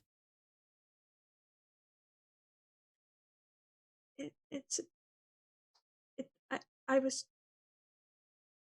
The reason I wanted to come in was because my great aunt had a stuffed rabbit, and it used to comfort me, and I miss her and him, and I really wanted to get the stuffed rabbit, and I was trying to find it, and I couldn't find it. She starts like trying to cry. She's Hey, like, and I it's just okay. wanted to comfort myself with the toy, and I couldn't It's find okay. the toy. It's okay. Manipulation and Panic. Come on. empathy, please.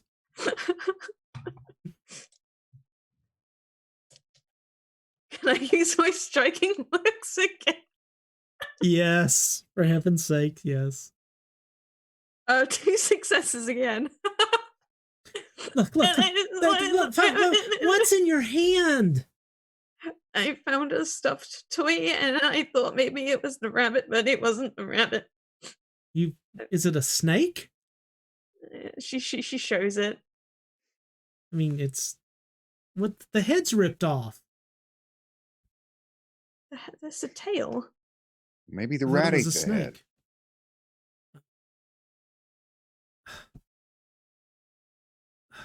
Okay, so neither of you are cut.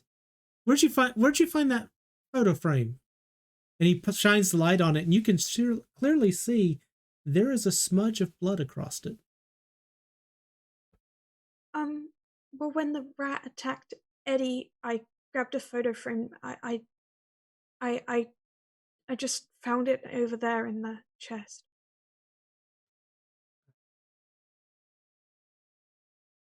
And he leans over and looks at it, and the glass is cracked, so he kind of carefully shakes the glass out of it and pulls the picture out. And it's a very old picture. And you're able to catch a glimpse. It's a picture of a 7-year-old girl. She's got a very large rabbit held in her arms. And she's crying. The officer turns it over, and on the back, you can see handwritten, Florence Abigail Reisner, age 7. And there's a stamp on it that says Chicago Orphan Asylum. Does anyone you know? I mean, That might be my great aunt. That's the rabbit that I was looking for. that's a damn ugly rabbit. And it is. It's very plain. You can tell it's a rabbit because of the ears. The rest of it is just like burlap and buttons that were sewn on for eyes. No That's very nose, no neat. mouth. Go ahead. Sorry. She's just like, that's very mean.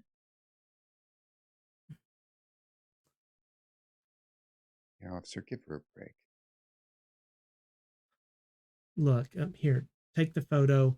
He shines the light around, and I don't remember there being any rabbit. And I mean, this guy's pretty big. I think we'd see it. I can't have you searching through the crates in here. So, what's your name? Eddie. Eddie, go downstairs, get something to clean up this broken glass with. Let's get that out of here. Let's clean up your mess. Put the snake away.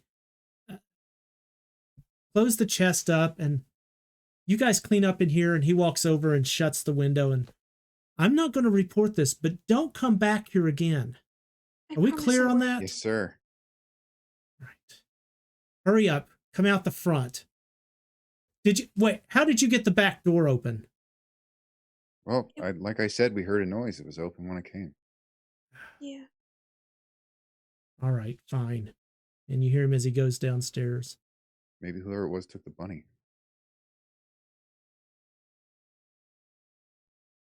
When he leaves, Hey, I'm are you going guys straight smoking back. cigars in here or something? Do I No, look but- like I lit one up? Sorry, officer. I mean, no, sir, officer. No, sir, we didn't. We think it was probably the people that broke in before. Yeah.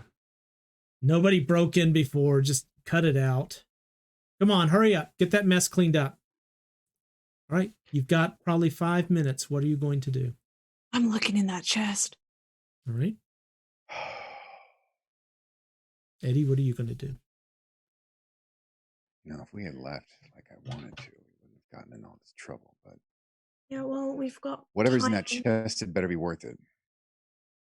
I mean, I'm sure it is. Are my I'm gonna glasses clean up- broken? No, they were just knocked off your face. I'm gonna clean up this glass before he gets any more pistos. Okay. All right. As you sift through this chest, there's some old clothing. There's a pair of baby shoes. A couple of baby blankets, very old style baby blankets. But down in one corner of it, you find a book. It's an old book, probably dating from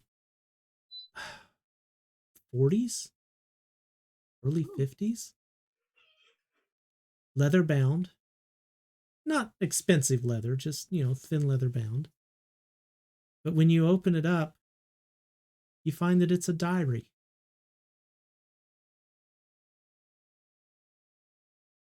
I will put that in my backpack. Okay.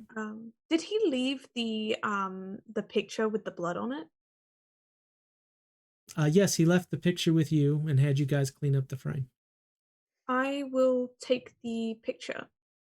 Okay. With the writing on the back. Okay.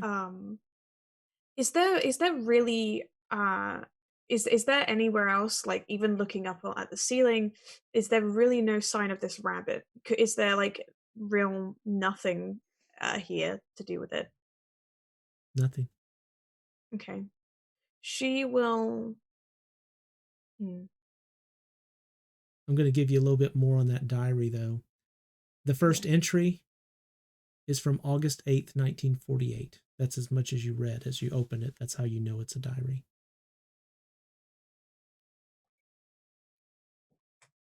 It's a shame the rabbit wasn't here so we can reunite it with its owner. Look, forget the rabbit. What about the rat? Are we going to talk about that? Yeah, no, that wasn't Penelope. was- That wasn't a rat. I know, and she holds out the fabric rat. It wasn't an animatronic either. The hell's going on here? There's more than that, actually. I saw something in the blood, Mr. Hamaker's blood, downstairs. It looked like swirls, like fabric would leave in it. Well, I think it's safe to say that we've at least got enough evidence to throw suspicion. I mean, I had my camera, maybe it recorded the fight. Maybe they can see. Maybe we could see clearer. I know if you can adjust some settings, add some brightness, maybe we can get a better look at things. Yeah, okay. Look. Do you think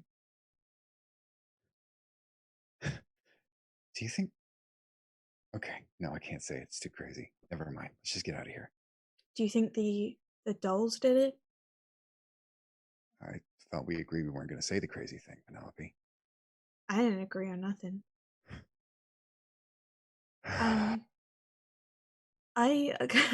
Yeah, no, I've heard stories of like ghosts. Everybody and hears stories. hauntings. This is next level. But is it just me, or do you feel like we're in a Scooby-Doo episode? All right, well, you're Velma. I'll take it. I'll take it. I mean, I did lose my glasses, so I've got that one down. Come on, kids, let's get out of here. Yep. Yes, sir. All right, I think I got this glass cleaned up.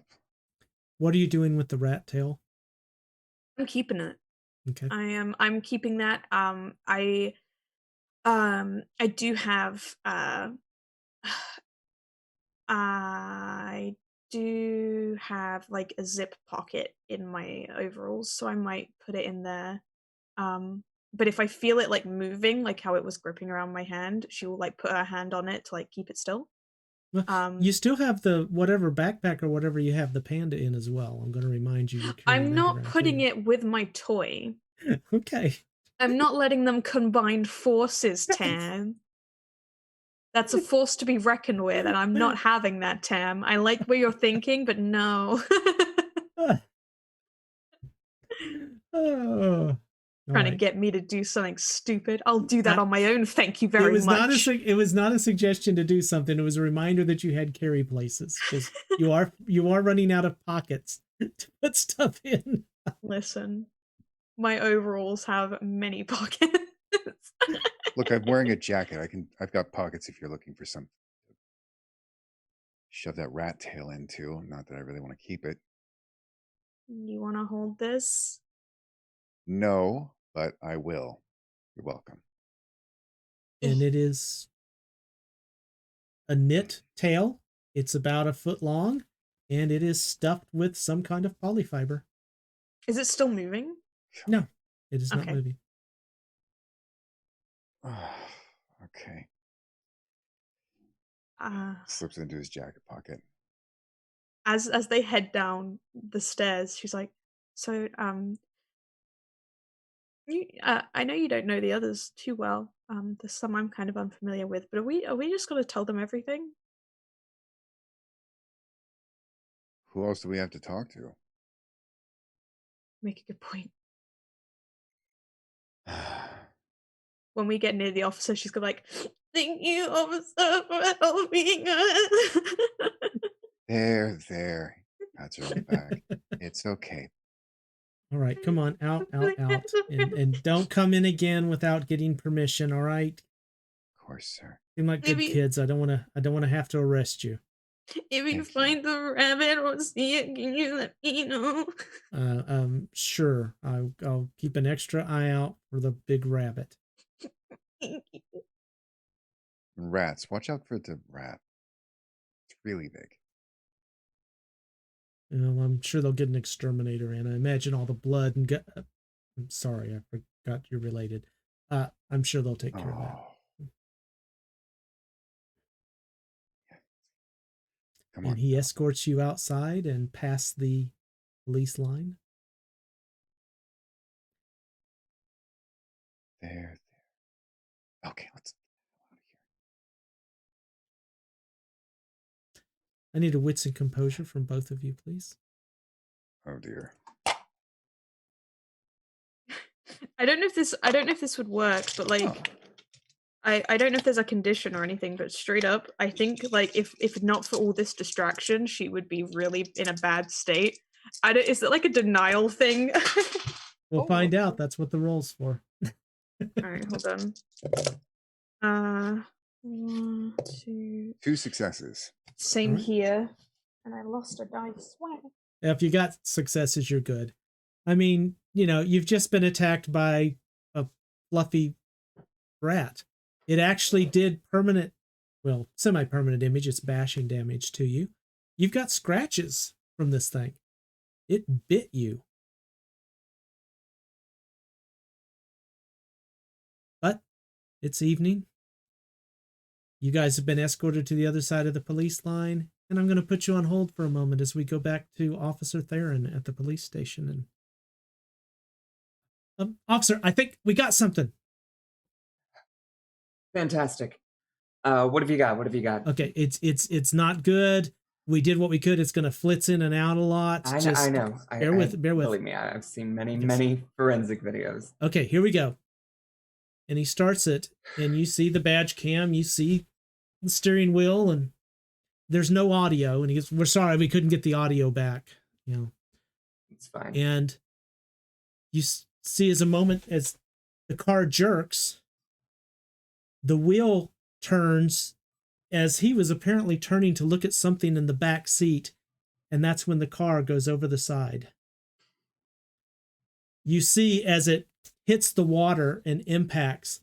For a moment in the badge cam, you think you see something, but it flashes by quickly. The sound cuts in for a moment. You see something come around, like reach around, and then you hear a gurgling, choking noise, and the camera goes black. Oh my God. Someone assaulted Ludlow straight up. He was distracted by somebody. They slowly go back and look, and for a moment, they say, look, that looks like a face. And you can see it looks like a face. I mean, you're not seeing a mouth and stuff. It must be very blurry, which means the video quality is just bad. You can see what appears to be 2 eyes, a face. Then the body, he turns back around so the cam's facing the front of the vehicle again. And that's when you see this thing. I mean, again, the video's blurry. You can't see a hand, but it's got to be an arm. And it's like an arm came around and must have grabbed him around the throat. And that's when the camera goes out. Damn. Could you recover anything after that, or is that that's it? It's smoked after that. I don't think we're going to get anything else from it. That's all right. That's fine. I appreciate the effort. I'll text Ryland, see what he can make of it. Can you send it to me in like a video format? I could send it to him. Sure. Yeah. Thanks. Yeah. Okay, that's pretty good. That's good. You got good stuff going. Yeah. Thanks. All right. We hope you catch the person who did this. I mean, seriously, if somebody's targeting a cop, like, this is gonna get bad. All right, so I will thank the gentleman, and then send out a series of messages. One will be to Penelope, asking on the status of what happened with them. Would they find in the house, if anything? Were they caught or not? That kind of thing. There'll be one going to probably Anthony, asking what the situation at the hospital is, if they've managed to see the body or have any information. And then the last one would be to Ryland, giving him a situation update, sending him the video we got, a short synopsis of what I think happened. He was distracted, and he was grabbed from behind after his car careened into the lake, and what he would like me to do, and what the status of Ludlow is. Okay. He's okay. All right, let's take those in the order you sent them. Penelope, your phone goes bleep, bleep, bleep. And you have a message from Rebecca. Penelope will, at that moment, remember to stop recording and turn off the video, and will respond saying, a lot happened in the house. We need to all meet up as soon as possible. have something very important to show you all. And in brackets, P.S. Were caught, but okay. Fake crying, and then like a laughing face, and then out of bracket. You have weird mannerisms, but yeah, we can meet up. I guess maybe, I don't know, Eddie's Pizza Place or something. Eddie's Pizza Place. I will actually turn to Eddie and say, how safe is is the pizza place you work at for like a meetup point? Oh, Is there like a quiet area we could sit in, like a booth? I mean, yeah, I mean, there's a table in the corner. All right. How do you feel about some pizza? Boy, do I sure love pizza. Don't Great. get enough of that in my life. Awesome. I'll let them know, and she'll respond saying Eddie's very enthusiastic. Let's go. All right, I'll text the others and make sure they know. All right, and message number 2 to Anthony. All right, Anthony, you get a message from Rebecca. The first one asking for a status, filling you in a little bit, I guess, on what she sent. And I assume that Harley and Mr. Bilkins are right there with you as well. You notice I refer to her as Harley and not Mrs. Phillips. She's an adult. Mrs. Phillips and Mr. Bilkins are with you, Anthony.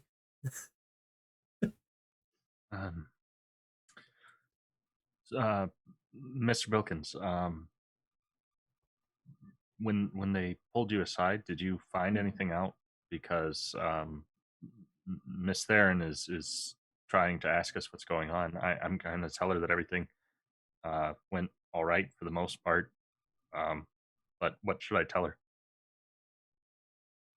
Said Officer Theron's the one who contacted you. That's right. You can inform Officer Theron that I am now officially a consultant with the police department, and that any information she requests of me, she can get from Detective Ryland. All right, I'll let her know that. I think they were talking about meeting up for pizza. If we should go and you know, maybe we can find out some more information from them, and that could help you with your investigation as well. I know it's off the clock, but maybe you could still build it. This is an excellent idea, Tony. Yes. Find out what time they want to meet, and we'll go there right away. So I'll send a message more or less to that effect. All right, meet in 30. Call an Uber. I'll pay for it and drive y'all home after. We lucked out. Free transportation, Mr. Wilkins. She's going to reimburse the Uber, so we should probably get an economy one.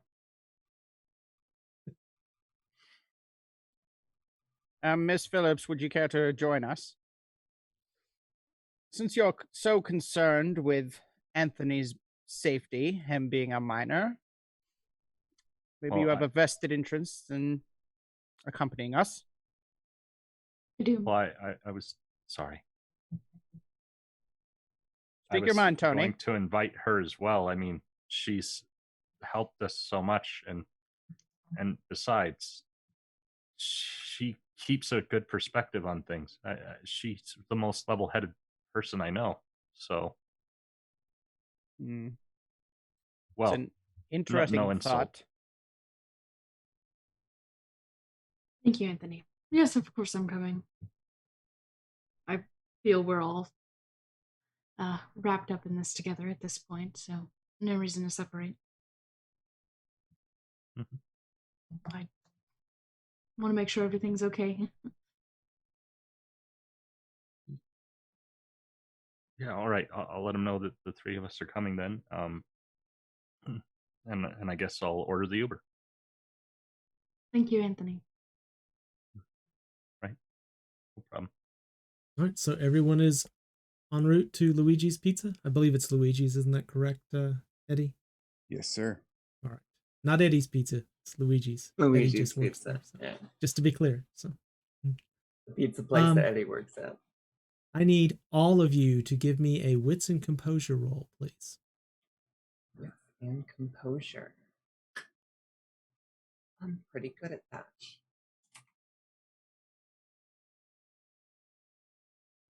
No successes. I guess I'm not that good. I rolled 3 4s and 3 6s. So you rolled 0 successes, is what I'm 3 hearing. successes. I Oh, the rolled 1 6 was a 5, but yeah, still no success. one Opposite Theron's singular with the teeth. success. All right. I 6 got dice here. a success from Eddie. I got successes from Anthony. I got a success from Harley. And One a success from success. Mr. Bilkins. As you all converge on this, coming from roughly the same side of town, you kind of queue up. You've got Officer Theron's car in front. Behind them, you've got the Uber. And behind them, Eddie's car. I assume you're going in your vehicle. Yep. Okay. Those of you who rolled 1 success or more, as you pass the alleyway, some of you will remember it where you ran into Boris, and some of you will remember it as where you ran into Boris. Disputed. But you notice in the alleyway, through the dim light, there are trash bags that they're out towards the street on the sidewalk, and there seems to be some kind of a fight going on down there.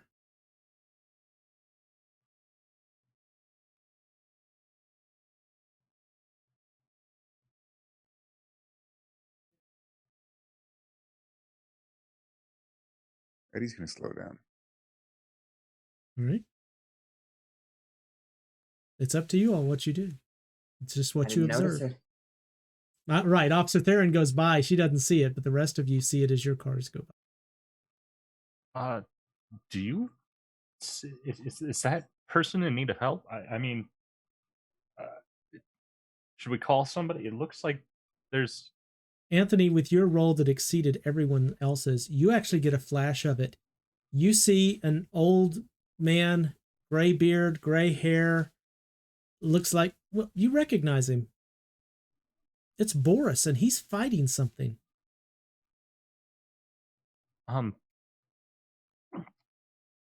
Excuse me, sir. I am going to need you to stop the car. And the driver, I'll make sure you get your payment. I give you a good tip, but I need you to wait here. I'm sure that I see somebody in trouble right over there. And I hop out of the car and I start dialing on my phone. All right. Who are you dialing? I'm gonna call. Geez, I'm gonna call Rebecca. I would love to call the police, but I'm gonna call Rebecca. Well, it's the same thing. Yeah, she is the Kind of. police. No, he wants to call a real cop, but he's going to call Rebecca instead. All right. My heart. He pops out of the car. Harley, Bilkins, what are you two going to do? Bilkins looks over at Anthony as he's leaving the car and kind of goes back to looking at his notes. All right. Do I see the same situation with Boris, by the way? How many did you get? I think you had 1 success, didn't you? Yeah. You saw something going on, but then you see Anthony hop out of the car and start moving that way with his phone in his hand. Oh, jeez. I had to accompany Anthony, by the way. Hey, Okay. Penelope, isn't that your friend over there? Yeah, and he's running. We should probably see what's going on. Okay. She hops out even while the car is like slowly moving. She just opens the door and goes to like hop out the car. Eddie reaches over this time to his glove box and gets his revolver and whispers quickly to Penelope, "Don't tell the cops." Oh God. Shh, it's fine. I'm telling, and then gets out the car. No, you're not. And then puts it in his jacket. Really thought you were gonna be like aims at Penelope. No, you're not. No, she was just like, I'm telling, and then like shuts the door and tails after Anthony. Hey, Anthony, what's up? That guy who got hit, he's getting attacked in that alley. Wait, what? The Boris? guy who got hit. Yeah, I don't know who he is, but he's getting attacked. I'm heading there right now to try to help, but I can't do much by myself. I look in the rear view and I see Tony is out on the street. I'm like, oh, shit. Okay, let's go deal with this. Probably just fighting over drugs or something. And she'll hang up and turn on her lights, make a U-turn across the median, and head over to that alley. You muted.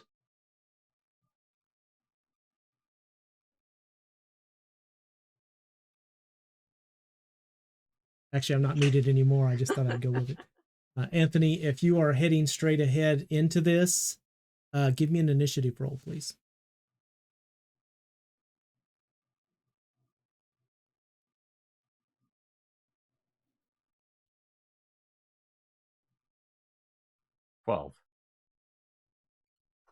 As you move closer into this, you get a better view of what's going on. Your eyes are adjusting to the dim light of the alley. You see a flash of shiny metal, maybe a knife, hard to say, as it comes across, and you hear it hit, and you hear the noise as it rips flesh. And then you hear Boris yell, "Argh!" And you see a punch thrown. And I mean, it had to hit. You hear it, but it doesn't seem to be making any kind of a difference. And then suddenly, Boris flips over, and whatever it is, he pins it to the ground, and you can't quite make it out from the trash bags, but something's clawing at his face. You can close this gap if you want to. Tell me what you're going to do. I'm going to yell out to him, "Hey, mister, I've got your back." And I go run at whatever he's holding down with the intention to kick it full on in the face if it's a person. All right. Let's do a strength and brawl.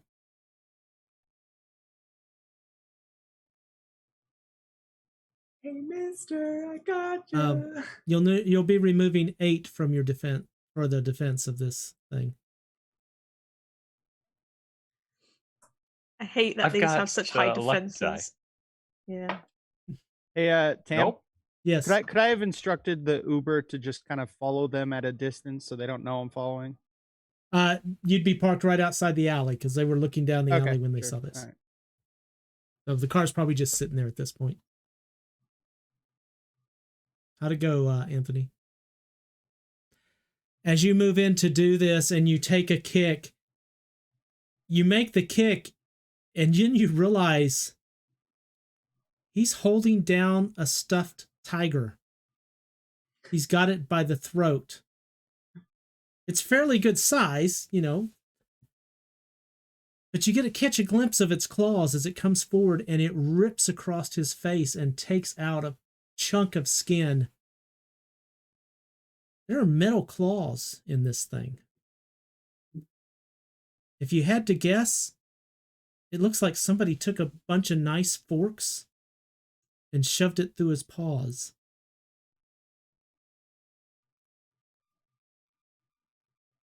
And Boris continues to try and wield and punch away from this thing, but he is very bloody. You can see there's a few pieces where stuffing have been pulled out, and there's stuffing laying around. This has been quite a battle going on. I began to chase after Anthony. Okay. When I'm running, am I able to? You'll catch up after this round. Just so you know, I'm gonna, when she's running, she's gonna turn on the recording. Of course, she's going to be recording. Absolutely. You know how it be. Oh yeah, I know how it be. All right, so Anthony, this tiger appears to be about 3 feet long. Has a pretty good reach with those claws, though, and its 4 legs. My priority is to get this thing off of him, so I think I'm going to try to grab it around the middle and just pull it back. Well, at this point, right? Boris is on top, pinning it down. Right. So- He's holding it down. But it's got Um, its claws on its feet, and it's just digging into his stomach with its back feet. In that case, can I grab a trash can lid and try to crush down its legs? Improvised Get it weapon in sounds between him? good. Kind of make a shield in there. That's going to be less of a straightforward attack. Let's use dexterity and brawl to do this. And since you've got an improvised weapon, do you have any weaponry dots? No. Okay, so let's just go with dexterity and brawl. And you're not going to have to subtract defense on this one. Okay. All the same, I think I will still spend a willpower on this one. Okay. Just to make sure that this goes through. All right.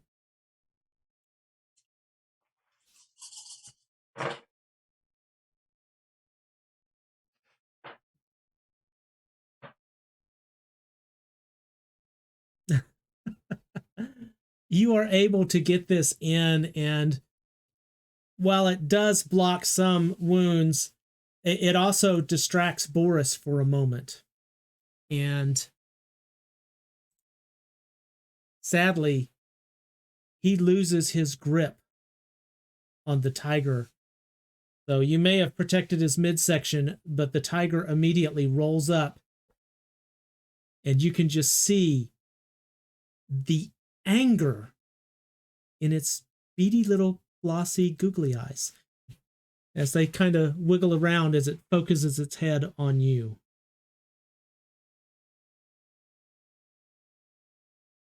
And it leaps. What is your defense?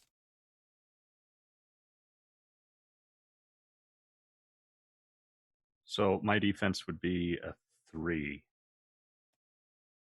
Wow, I would have thought your defense was higher than that. My goodness.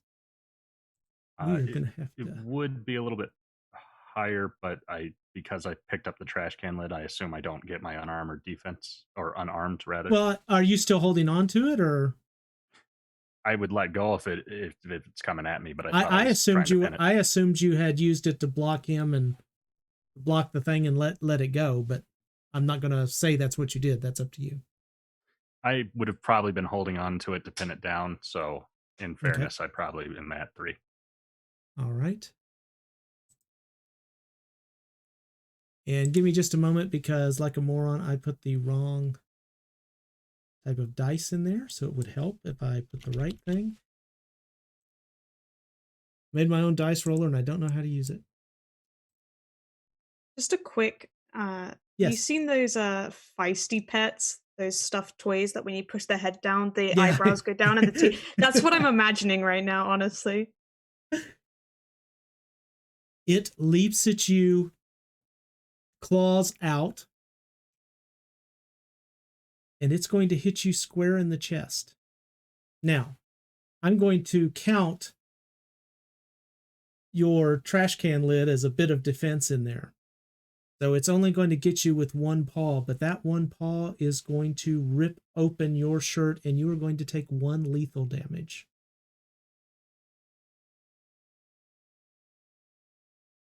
It bounces off of you, lands back on the ground, and kind of positions itself.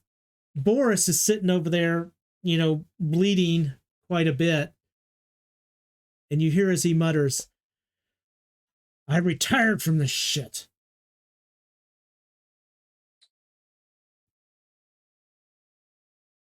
Did I see Anthony take that hit?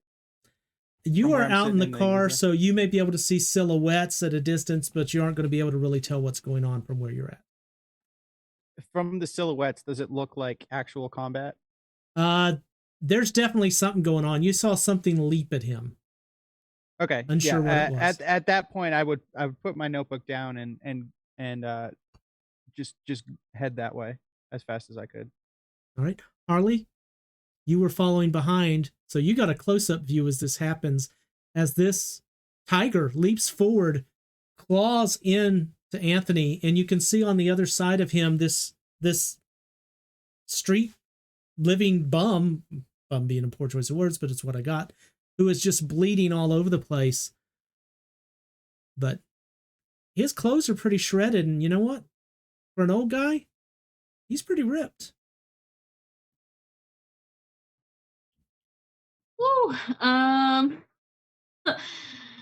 I am going to do so. Okay, has the target been neutralized? Oh, definitely Or not. is it okay? It's still and it's It is currently facing off against Anthony. Anthony's going to get to make a move here, but since you were in the area, I wanted to give you an opportunity to do something. how much pain did Anthony look like he was in? I'll let Anthony answer that. A lot, based on top There's a size. scream. Yeah. I really just want to make this fight not be happening anymore, if possible.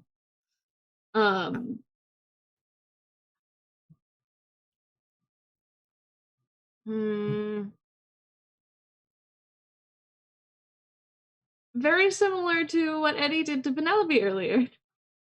Harley would like to grab Anthony's arm and try to encourage him that fighting is not what we do right now. We run back to the car. I'm not going to make anybody roll for anything on this. She makes this plea to you, Anthony, as you are looking into the eye of the beast. Yeah, the tiger. I kind of pull my arm away, get deeper into my stance, and say, I can't leave him behind.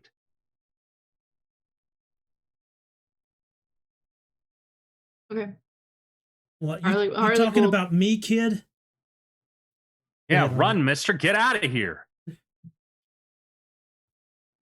Harley will something. stand. Yeah, she'll if Anthony is not going to leave, then she'll stay with him. All right, Penelope, you had also come up and you're videoing this. Are you at a distance, or what are you doing at this point? He would have ran right up to where it's happening, be filming this fight, and she will just show Harley and Anthony the scratch on her face and just say, we met one just like this, and she will attempt to grapple it.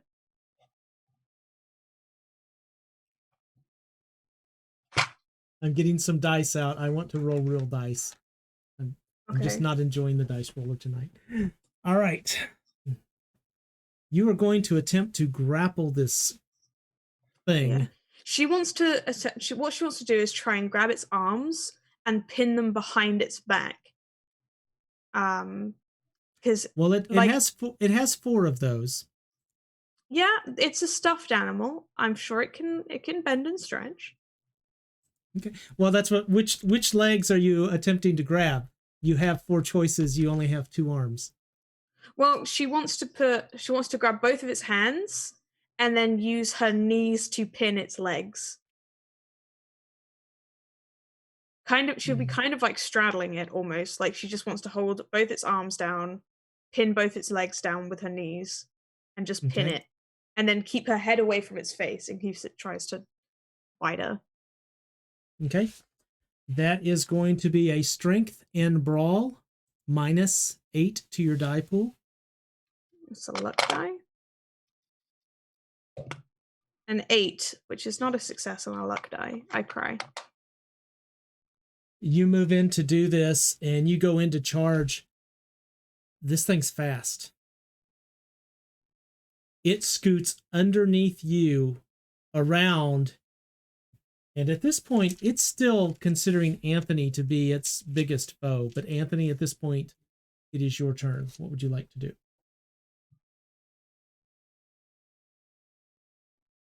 She's just yelling, pin it! I'm going to do my best to do just that. I'm going to continue to use the trash can lid because I've already experienced what these can do. Okay.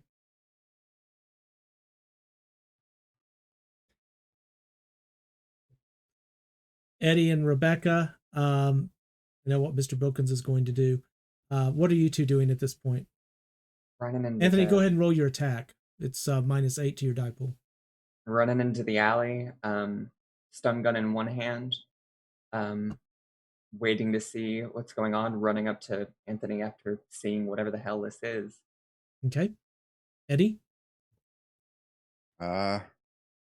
Yeah, I'll run up there and see what's going on.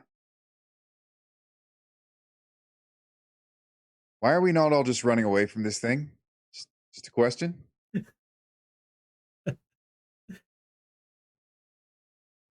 Eddie's the voice No? of sanity, I guess. No, nobody. Rebecca will yell out, "Anthony, get the hell away from that thing!" Anthony, how does your attack go? You're being yelled back off? Nothing. No successes. Again, this thing is very fast. You move in to go get it.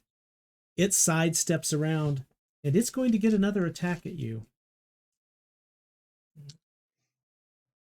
You said that you were a 3. Is that correct? See, doesn't that sound better than a die roller?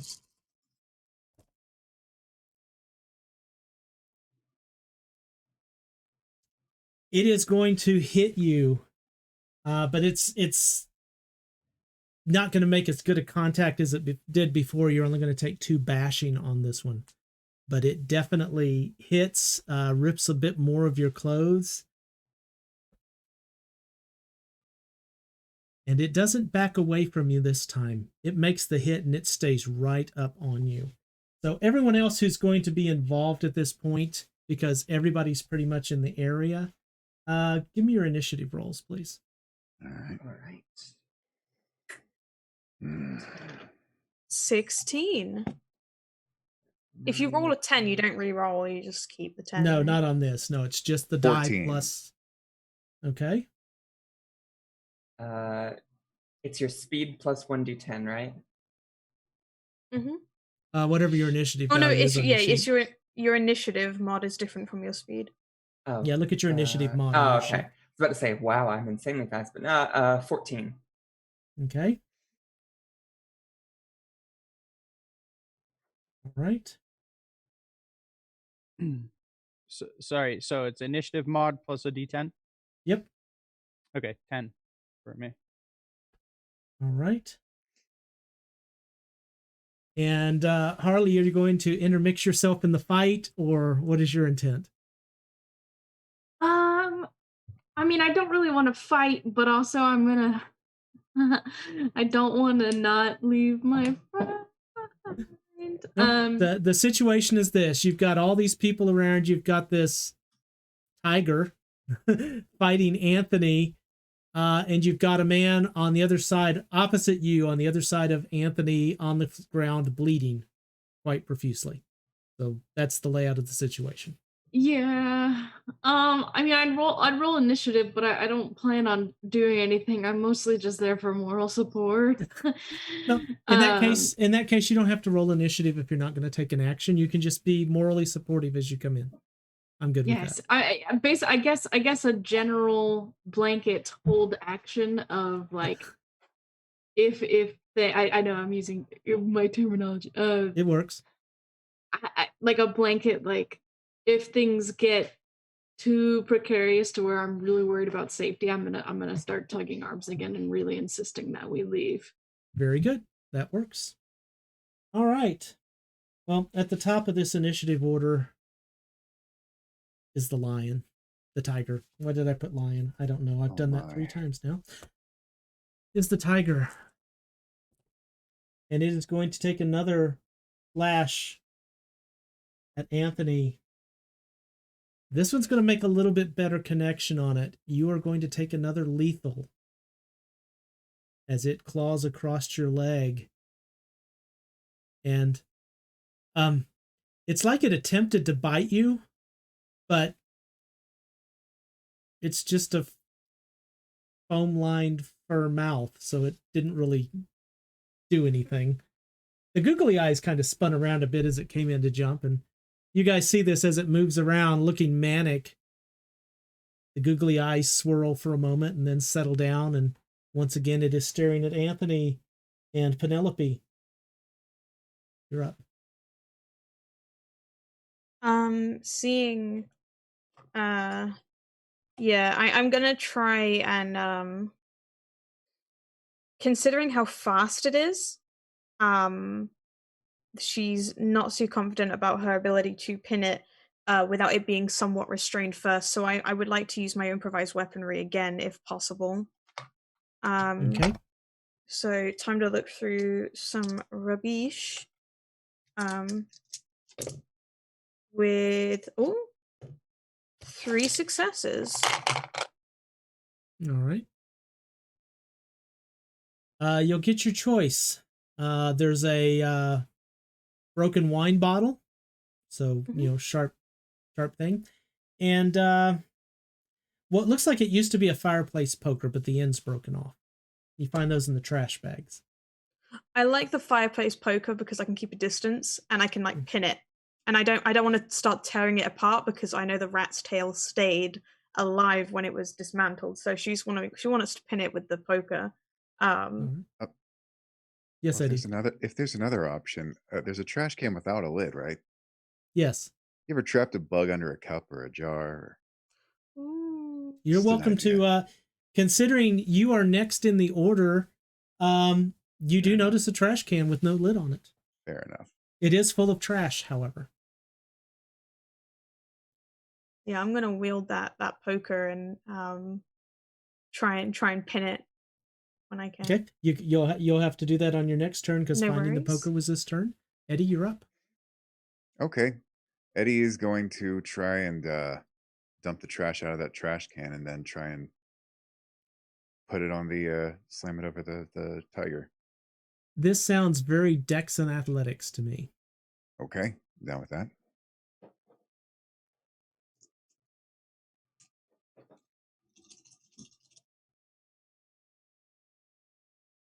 That is 2 successes. All right. As a reaction, this thing gets to use its speed, and let's see if it is able to escape the trash can of doom here. How many successes did you get? 2. You bring this around and you attempt to slam it down on it. Unfortunately, it gets out from under it, runs across Boris, who's lying on the ground. So you hear him a little bit. And it turns around on the opposite side of him and refocuses on all of you, kneeling down low and panning its eyes back and forth across you. And you can just feel the anger from this thing. It's just pissed. Stuffed animal seems very alive to me. I don't know how the rest of you feel. Rebecca, you're up.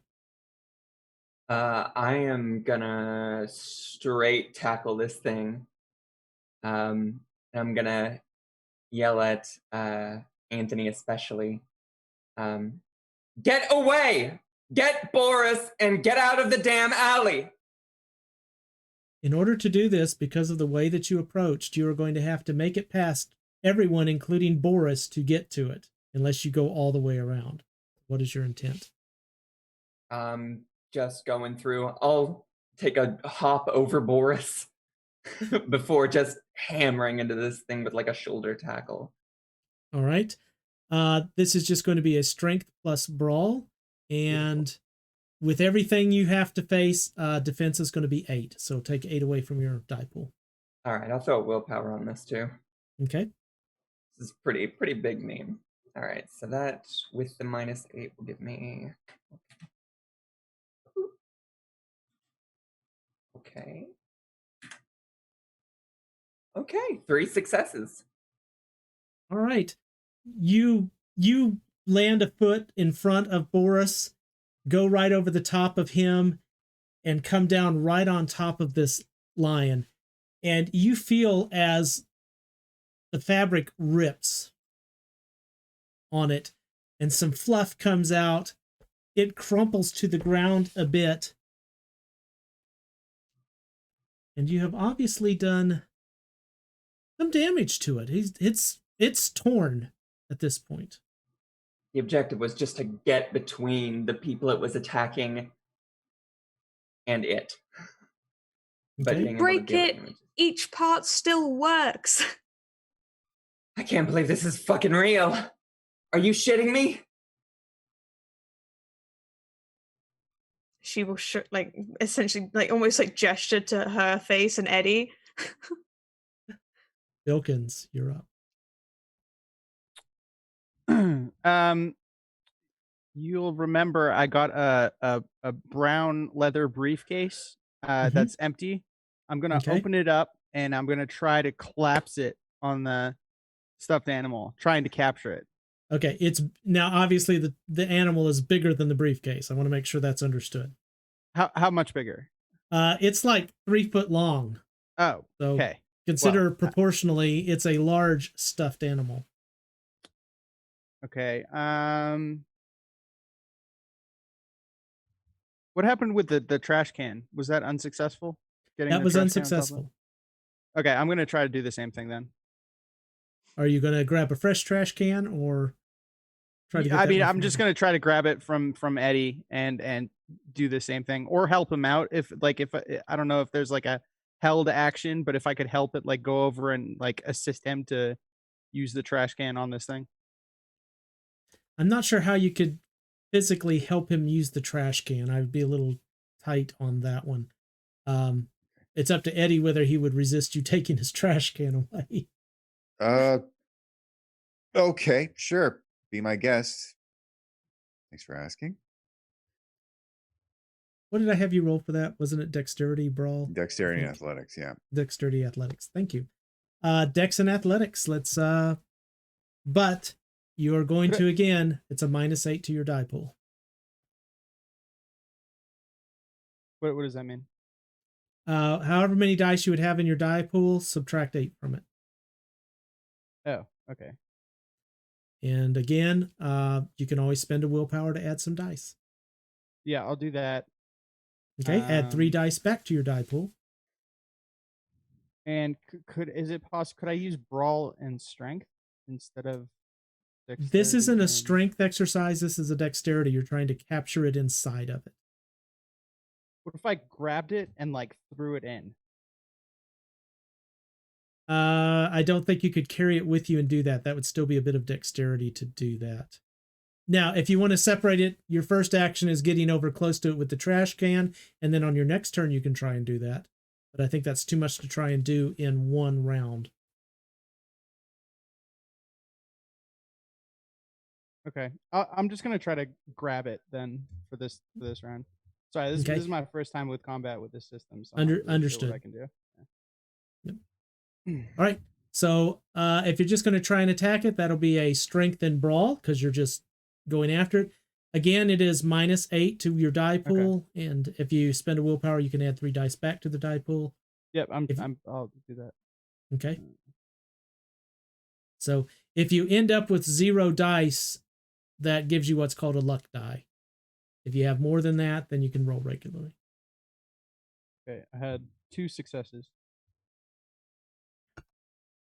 All right. You punch this thing and you get it pretty good. Rebecca, I'm trying to grab it and like restrain it, basically. Okay, so you're trying to get a grip on it. I want to capture it. Like my ultimate goal is to capture it and study it as an academic. All right. So I'm trying to like. Then I'm going to say definitely you are able to grapple it. You have a grip on it. Okay. However, it is now its opportunity. And where did you grab it? Give me an idea where you're holding on to it. So Officer Theron kind of like jumped on top of it and knocked it down. So She ripped its back open and knocked some stuffing out of it. Okay, I would have jumped on its back and like grabbed the legs as much as I could. I'm like mounted behind it basically. It has 4 legs. Which legs do you grab? So I'll grab the front 2 and I'm trying to lock in with my legs like lock in the some kind of hold on it. Okay. Well, you get a grapple with those successes. You get a grapple on those front 2 legs.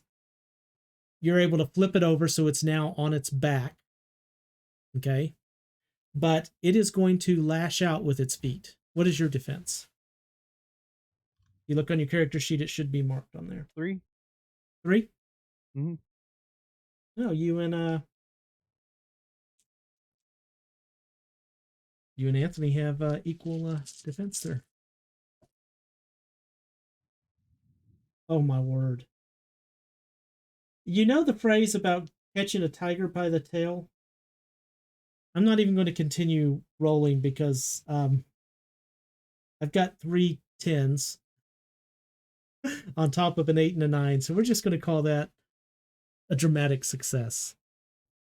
And with you flipping it over on its back, it is going to come up with its hind legs and just dig into you. And you are going to take, this is bad, you are going to take 4 lethal damage as these hind legs just shred into you. You still have a grip on it, so it's up to you if you let go, but it definitely digs in and just shreds the front of you. I'm actually giving you benefit of the doubt that your leather briefcase was there to take some of the damage. Okay. What? So how do I factor in lethal damage? Is that just Under one of health, the you dots? have the first 4 boxes, put X's in them. Oh, I see. Okay. Yeah. And I'm going to take a break here because I know we've got new people. The way damage works is this. It starts, you've got bashing. That's just the slash. You've got lethal. That's where you take a bashing, add a line across it, and it becomes a lethal. The next level above that is aggravated. You draw a line straight down. So you basically make an asterisk out of it. Okay. You always work from left to right. So if you've got, say, a bashing and then you take a lethal, you'll mark the first box as a lethal and move the bashing one to the right. Okay. Once you fill up to your number of dots in health and say you're all at bashing, it becomes lethal on all the future hits.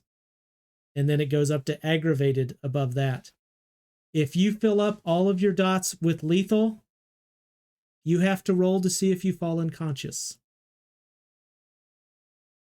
You will also begin to bleed out. So unless you get urgent medical aid, your character could die. Aggravated tends to be supernatural damage more than just regular, but if you continue to take damage, once you've got full of lethals, it will become aggravated. Everybody clear on that so far? If, say, you have 8 dots of health, and you fill up the first 5 slots of that with any kind of damage, and then you hit that 6th slot, that's -1 die to your die pool. The next is -2, the last is -3. So if you hit the last 3 of your health that you have dots in, you start getting things taken away from your die pools. So if you get that close, remind me and we'll go over it again. But yeah, you've taken some hits.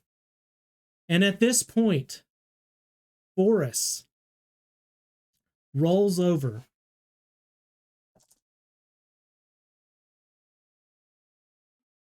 Attempts to kick the lion. Unfortunately, he's going to catch Alexander a bit, but he is also going to hit that lion, and he is going to knock one of the forks out of one of the feet. And then he is going to just ball over in pain and going, I am getting too old for this shit.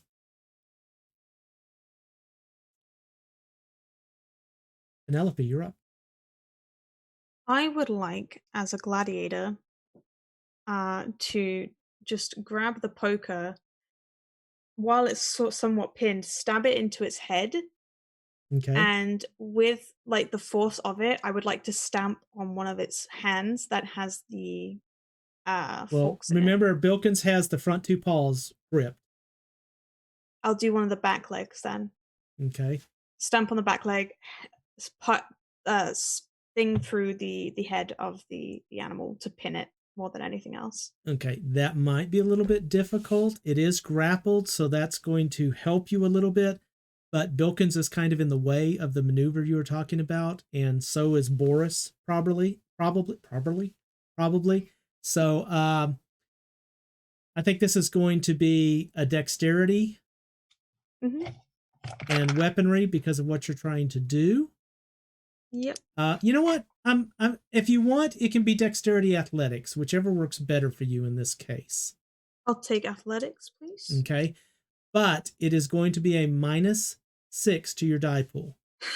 That's literally the dice I had. That's a luck die then. God damn it! You can always spend a willpower. You know what? Screw it. I'll do it. I'll spend a willpower. Need All right. something. So that at least gives you 3 dice, right? That's a success. A success. All right. You are able to stab through and you catch it right under the chin and rip a hole in it, and some stuffing flies out of it, and it kicks its legs wildly. But the one leg it hits you with no longer has a fork in it. Yay! So you're basically just fluffed a little bit as the leg goes by. Eddie? She, just to clarify, she didn't stab and then remove. She's No, pinning it. it's pinned. It's pinned. Okay, yeah. that's great. Yeah. That's great. Absolutely. Okay. I mean, I guess. Now, whatever I attack it with, it'll remove 8 dice because of its defense, right? It depends on what its defense is at the time. It is now grappled and pinned by 2 people, so its defense isn't going to be quite as strong as it is. I'd estimate at this point it's going to be a 4. Yeah, it still doesn't help me, so I'm just gonna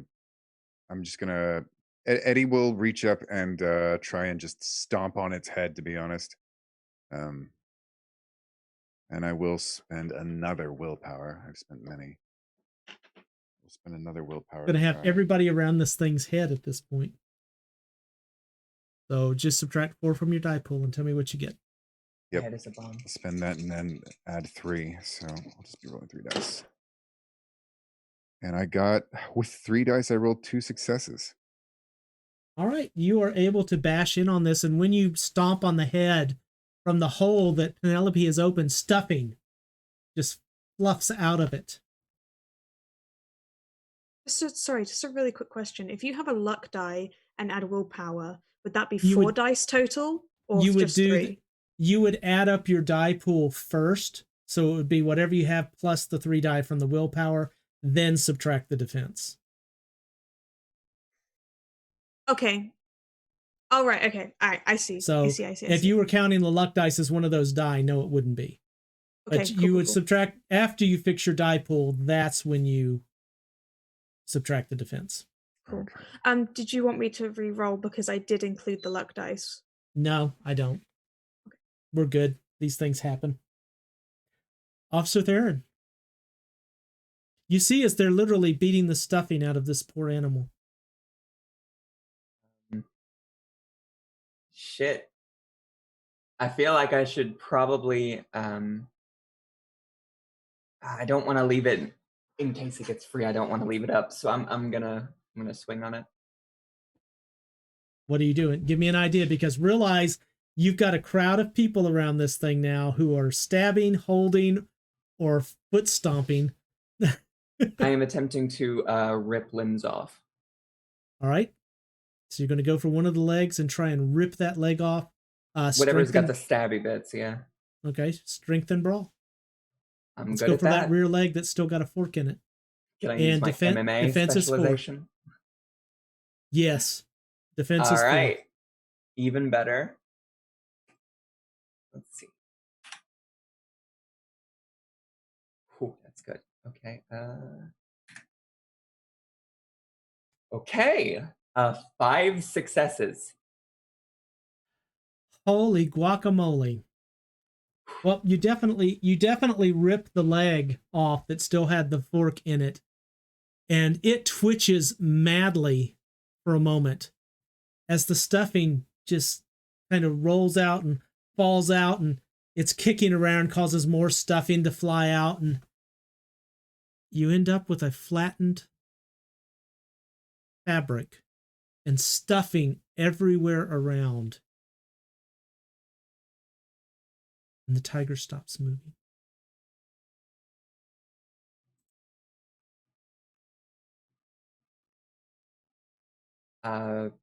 Rebecca would probably start trying to take charge of the situation. If I don't know if we're out of initiative. You are out of initiative. She would yell to Miss Phillips. Miss Phillips, please, in my car, there's a first aid kit on the passenger side in the glove box. Please grab it as fast as you can. Understood. And she'll run. Anthony, over here next to Boris, you as well, Mr. Bilkins. Oh, God. Okay. I am not letting go of this tiger. But what I will do is I'm going to, if it has any more forks in any of its appendages, anything that could be used as a weapon, she is going to take it out. Okay. And she is actually going to collect the limbs and the animal, and she will attempt to there's probably like garbage bags or something. Well, Eddie still has his trash can, right? I will use the trash can to put the bare parts in, and just put it in there and close it,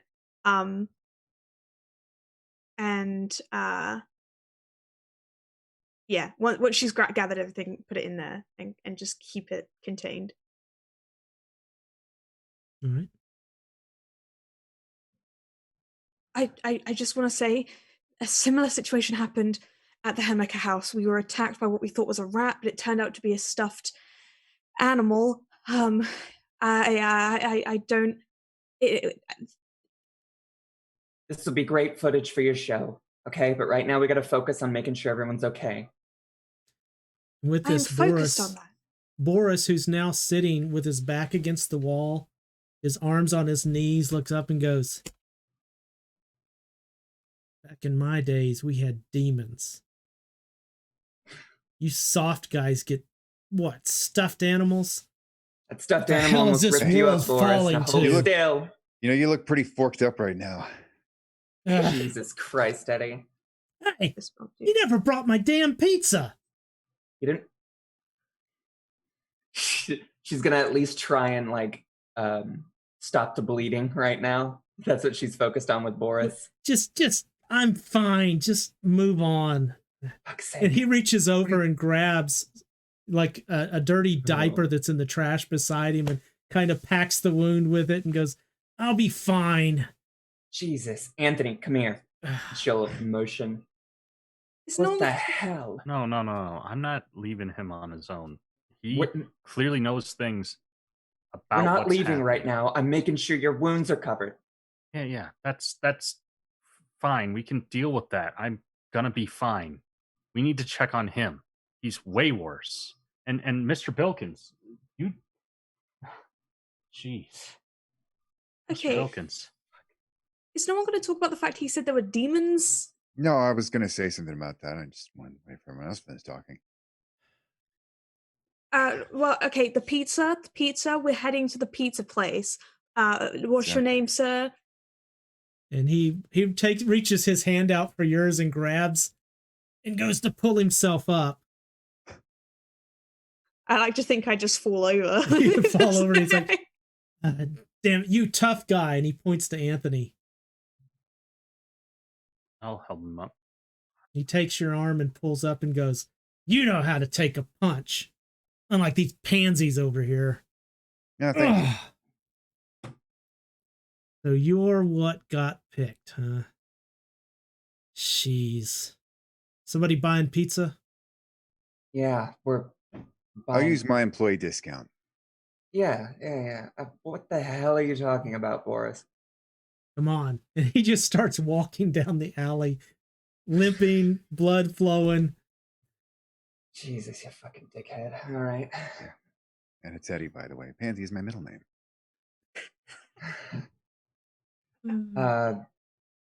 Shit.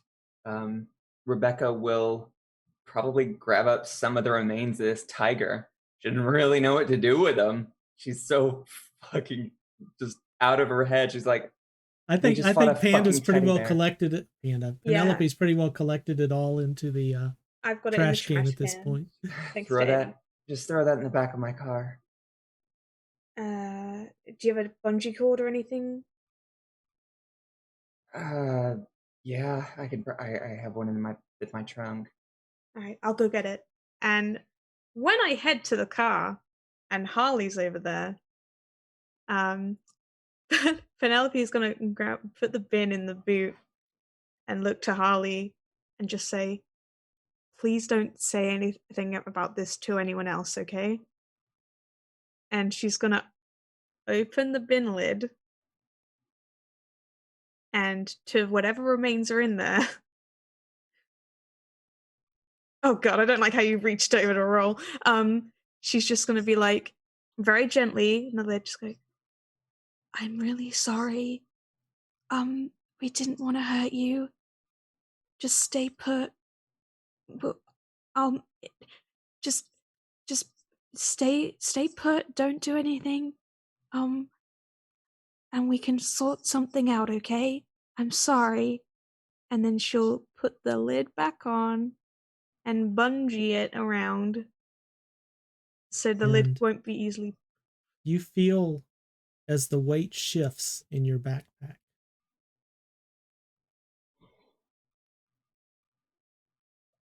All right, backpack in the boot. Look in the backpack. You open up the backpack, and inside, the panda bear's sitting like this.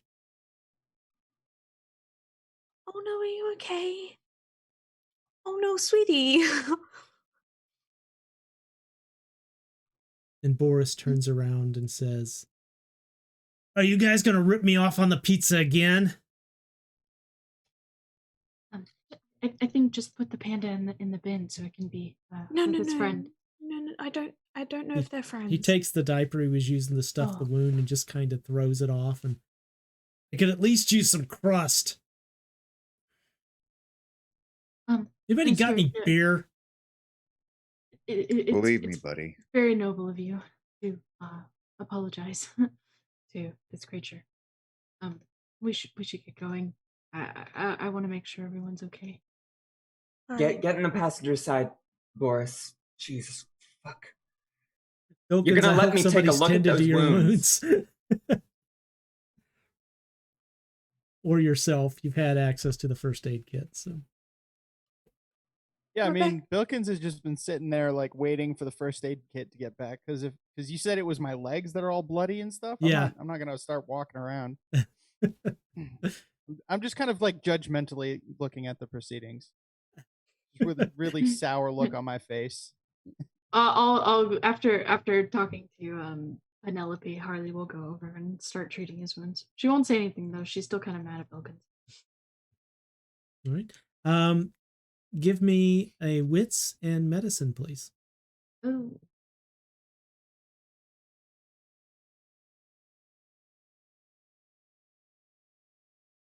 Do you have medicine? I guess that's the question. I do have medicine, and I have a mentor that's better at medicine than I am. Is this a situation in which I'd be able to use that merit? You could call them and ask them for advice. Oh, that's so awkward. You gonna call my mom? Yeah, I don't think I'm gonna call her mom right now. Oh, I'm trying to. I have patient. Does patient help me in any way? I do have wits and medicine. I just don't have much of either. Well, but if you have it, then you don't have to subtract 3 from your die roll. So roll that die roll. It helps, I guess. I mean, as long as you don't get critical failures, you're not going to cause worse injury. I'm just afraid of that because then he'll mock me. Harley, you need help patching up Mr. Bilkins? Oh yes, to patch up Mr. Bilkins. Don't call an ambulance or anything. Don't call 911. You have a radio with a direct line to the operator, and what am I you're worried about. Tell them, Mr. Bilkins? Am I gonna tell them that a fucking flesh tiger attacked you? What kind of officer are you? You have 3 bleeding patients on the ground here, and you're just going to? Oh, we shouldn't call them because of the nature of the wounds. What's wrong with you, woman? Oh, for we fuck's have sake. to save him. Yeah.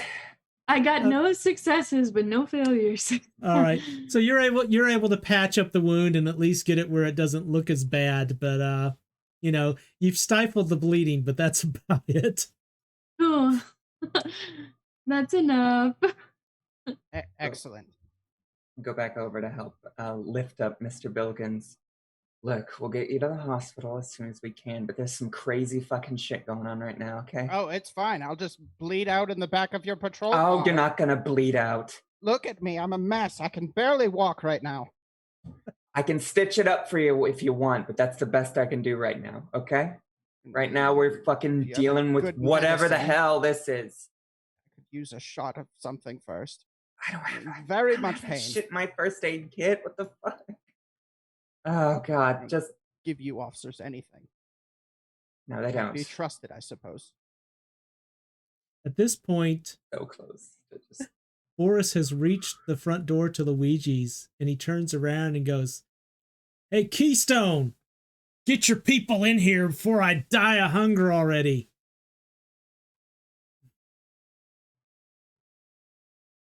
All right, let's. Do any of you know who Keystone is? I have no idea. Okay. I think I'm gonna Anthony go has an before he idea. gets angry.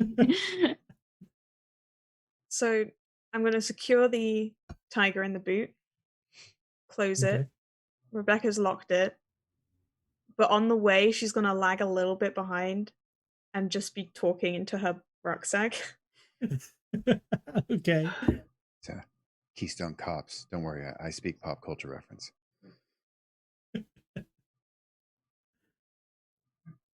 All right.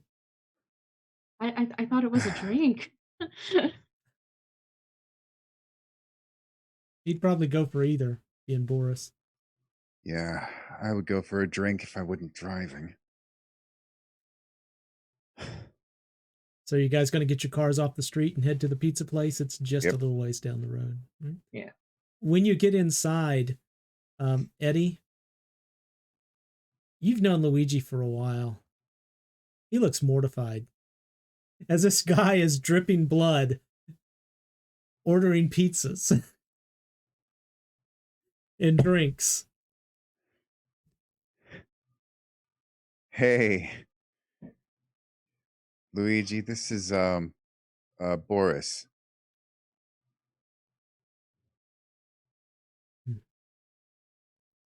Don't mind the fact he has shit in his leg. I'll mop up the blood. We just got out of a nasty bum fight and wanted to come get. I Food. ordered 5 large. What do you guys want? 5 large. Wait, what do you mean? What do you guys want? That's all for you? You said your employee discount? You owe me. You already owe me 2 pizzas you didn't bring. Hey, that's disputable. Consider this interest. I feel like you ripped me off. Did I really hit you? Okay, 1 pizza, All right. we'll call it even. Make it 4 large. Fine. I like Hawaiian, by the way. Ew, what? We can And no he longer looks associate. back at Harley and Of course goes, you do. Wow, Nor someone can was we. nice to me. And over pineapple, too. I can't believe this. I know. I'm sitting over here in the meat lovers corner. Harley just wants to be friends. so you heard that. She wants a Hawaiian, she wants a meat lovers, and Margarita! what? I could use They're not ordering some help drinks. with my leg. No, it's a margarita pizza. Falcons, come here. I'll stitch it up. You people are messed up. I'm not having you stitch up my leg in a pizzeria. It is not sanitary. It is not healthy. Got peroxide. You're fine. Can I mooch off somebody else's? I'm already paying for all this crap anyway. Nah, Eddie. I I can- got it. I make a lot more than you do, honey. No offense. Oh, it's fine. The Boris is I'm going to taking- sit down next to Alexander, and he's going to pat him on the knee just above where the wounds are and go, "You want me to take a look at that for you, buddy?" No, I'll be fine. Go You're look at lost. Pizza over there. I Yo, can feel kid. myself getting infected from your sitting here. He points at Anthony and goes, "Yo, kid, come here." Yeah, Mr. Wu, what do you need? And he reaches in and grabs a surgical pack and alcohol and pours it over his hands and cleans his hands reaches in, grabs a pair of gloves out of it and puts the gloves on, grabs trauma shears and a couple of sets of grippers, uses the grippers to tear open the bag, sets the needle like a surgeon, cuts open the front of Anthony's shirt, cleans it, and goes, okay, this will probably hurt a bit. And then he reaches across and slaps you on the face. And as soon as you go, he sticks the needle through and starts stitching you up. It'll be fine. Just sit still. What the fuck? You should have said something. Told you it was going to hurt. Hand. What the hell? And he does. He looks like a surgeon at work. Would you work as a field medic or something? What the hell? Got a little bit of experience. I can tell. All right, come on.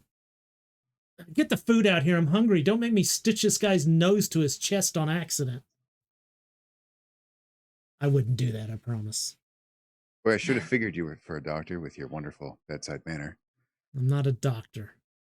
I'm a hunter. What? Well, congratulations. What do you hunt, deer? And he looks over at you and Chicago? he's got the needle still attached to Anthony, with the thread, and he's shaking his hand back. So it's like tugging on Anthony. And he All goes, right, finish what you're doing. Fuck. I've been fighting things like this since before you kids were born. Oh, I couldn't tell because that tiger kicked your ass. Oh, and with that, this is where we're going to stop tonight. Wow! Someone who's nice to me has joined the party. He's Everyone, horrible to everyone else, but to you. nice to you. Thank God.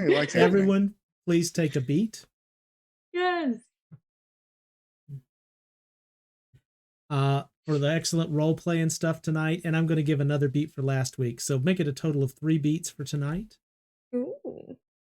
Penelope, I love the fact that in the middle of combat, you stopped to draw on your wounds. That is so awesome. You have a power dice. You can throw this in at any time. It is a free D10 that you can use on any roll. That was just awesome. Bilkins, so cool. You were lovingly annoying tonight. I appreciate it, and Gray, you get a power dice as well. That was awesome. Oh, nice. Hell yeah. Now, those of you who are watching, we're going to do a couple more rounds here for beats. Please give me the votes for the 2 people that you feel deserve beats this evening for their performance, carrying the story forward, whatever tickles your fancy. 2 people that you believe deserve an extra beat. And Anthony, I'm going to start with you this evening because you're the one who's getting it all sewn up. Who would you like to give a beat to among your players at the table? There was a lot of really good moments. But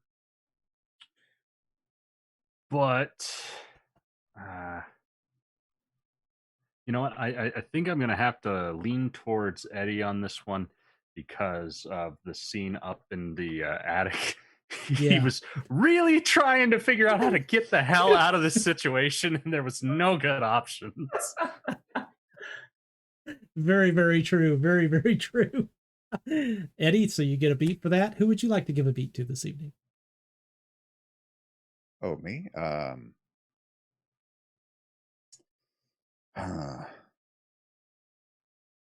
Yeah,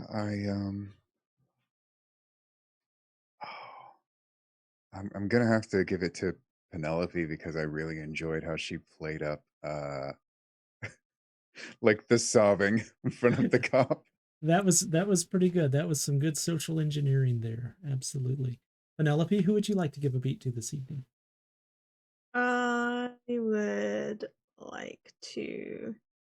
I don't know. I'm gonna give it to Bilkins. He had me cracking up a lot. Just like not even like just Bilkins. I think that should be a shirt. Just like Oh, Bilkins. Oh, Oh, Bilkins. Mr. Bilkins, who would you like to give a beat to this evening? Oh, Miss Phillips. Got me all patched up. Didn't fail that medicine roll. All right. And the scene in the hospital waiting room where we're both like yelling over Anthony, that was really good. All right. Miss Phillips? I would like to give a beat to Rebecca because I feel like she is the only professional sane person out of most of us. Wrangling. And we are good. Yeah, you are hurting cats.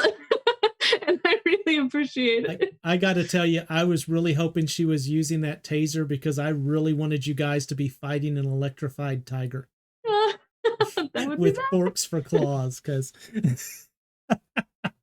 no, are you kidding? I got my forks back. I'm so glad I got my forks back. Well, parts of them. I'm afraid the ends were broken off. That's okay. But yes, definitely. I think I really enjoy Rebecca's ability to just constantly be like, okay, hold on. Let's evaluate. I'm the chaperone right now. Yes, you are. And I love it. And Rebecca, who would you like to give a beat to this evening? Oh God, it came to me last, and I'm still. Everyone had such good moments. I am probably gonna have to give mine to Penelope. I think that scene with her crying was hilarious, and I couldn't stop laughing. So it was real funny.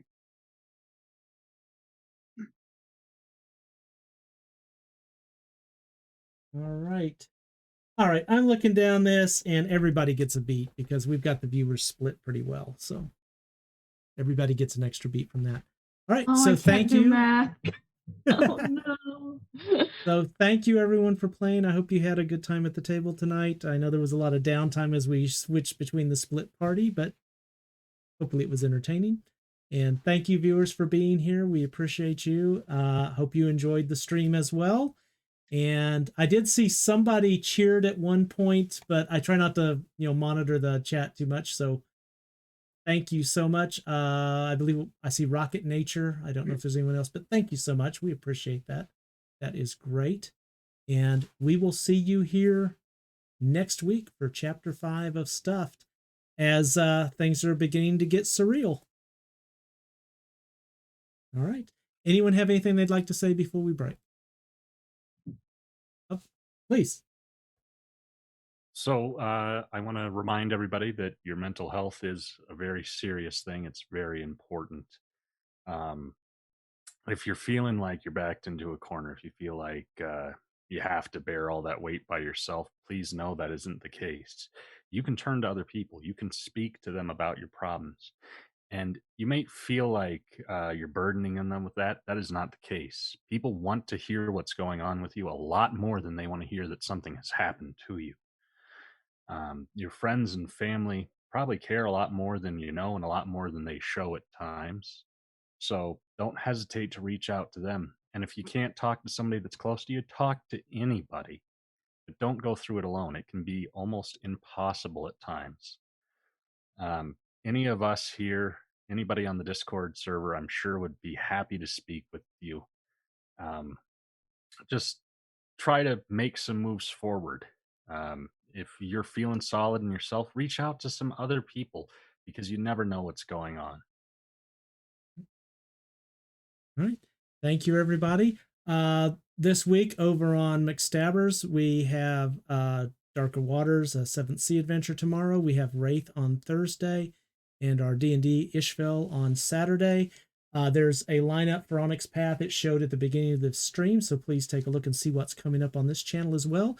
And keep in mind that February 19th through the 21st, Virtual Horror Con is returning, and we will have a weekend con of online games and panels that'll be out there as well. And we hope you'll participate in that.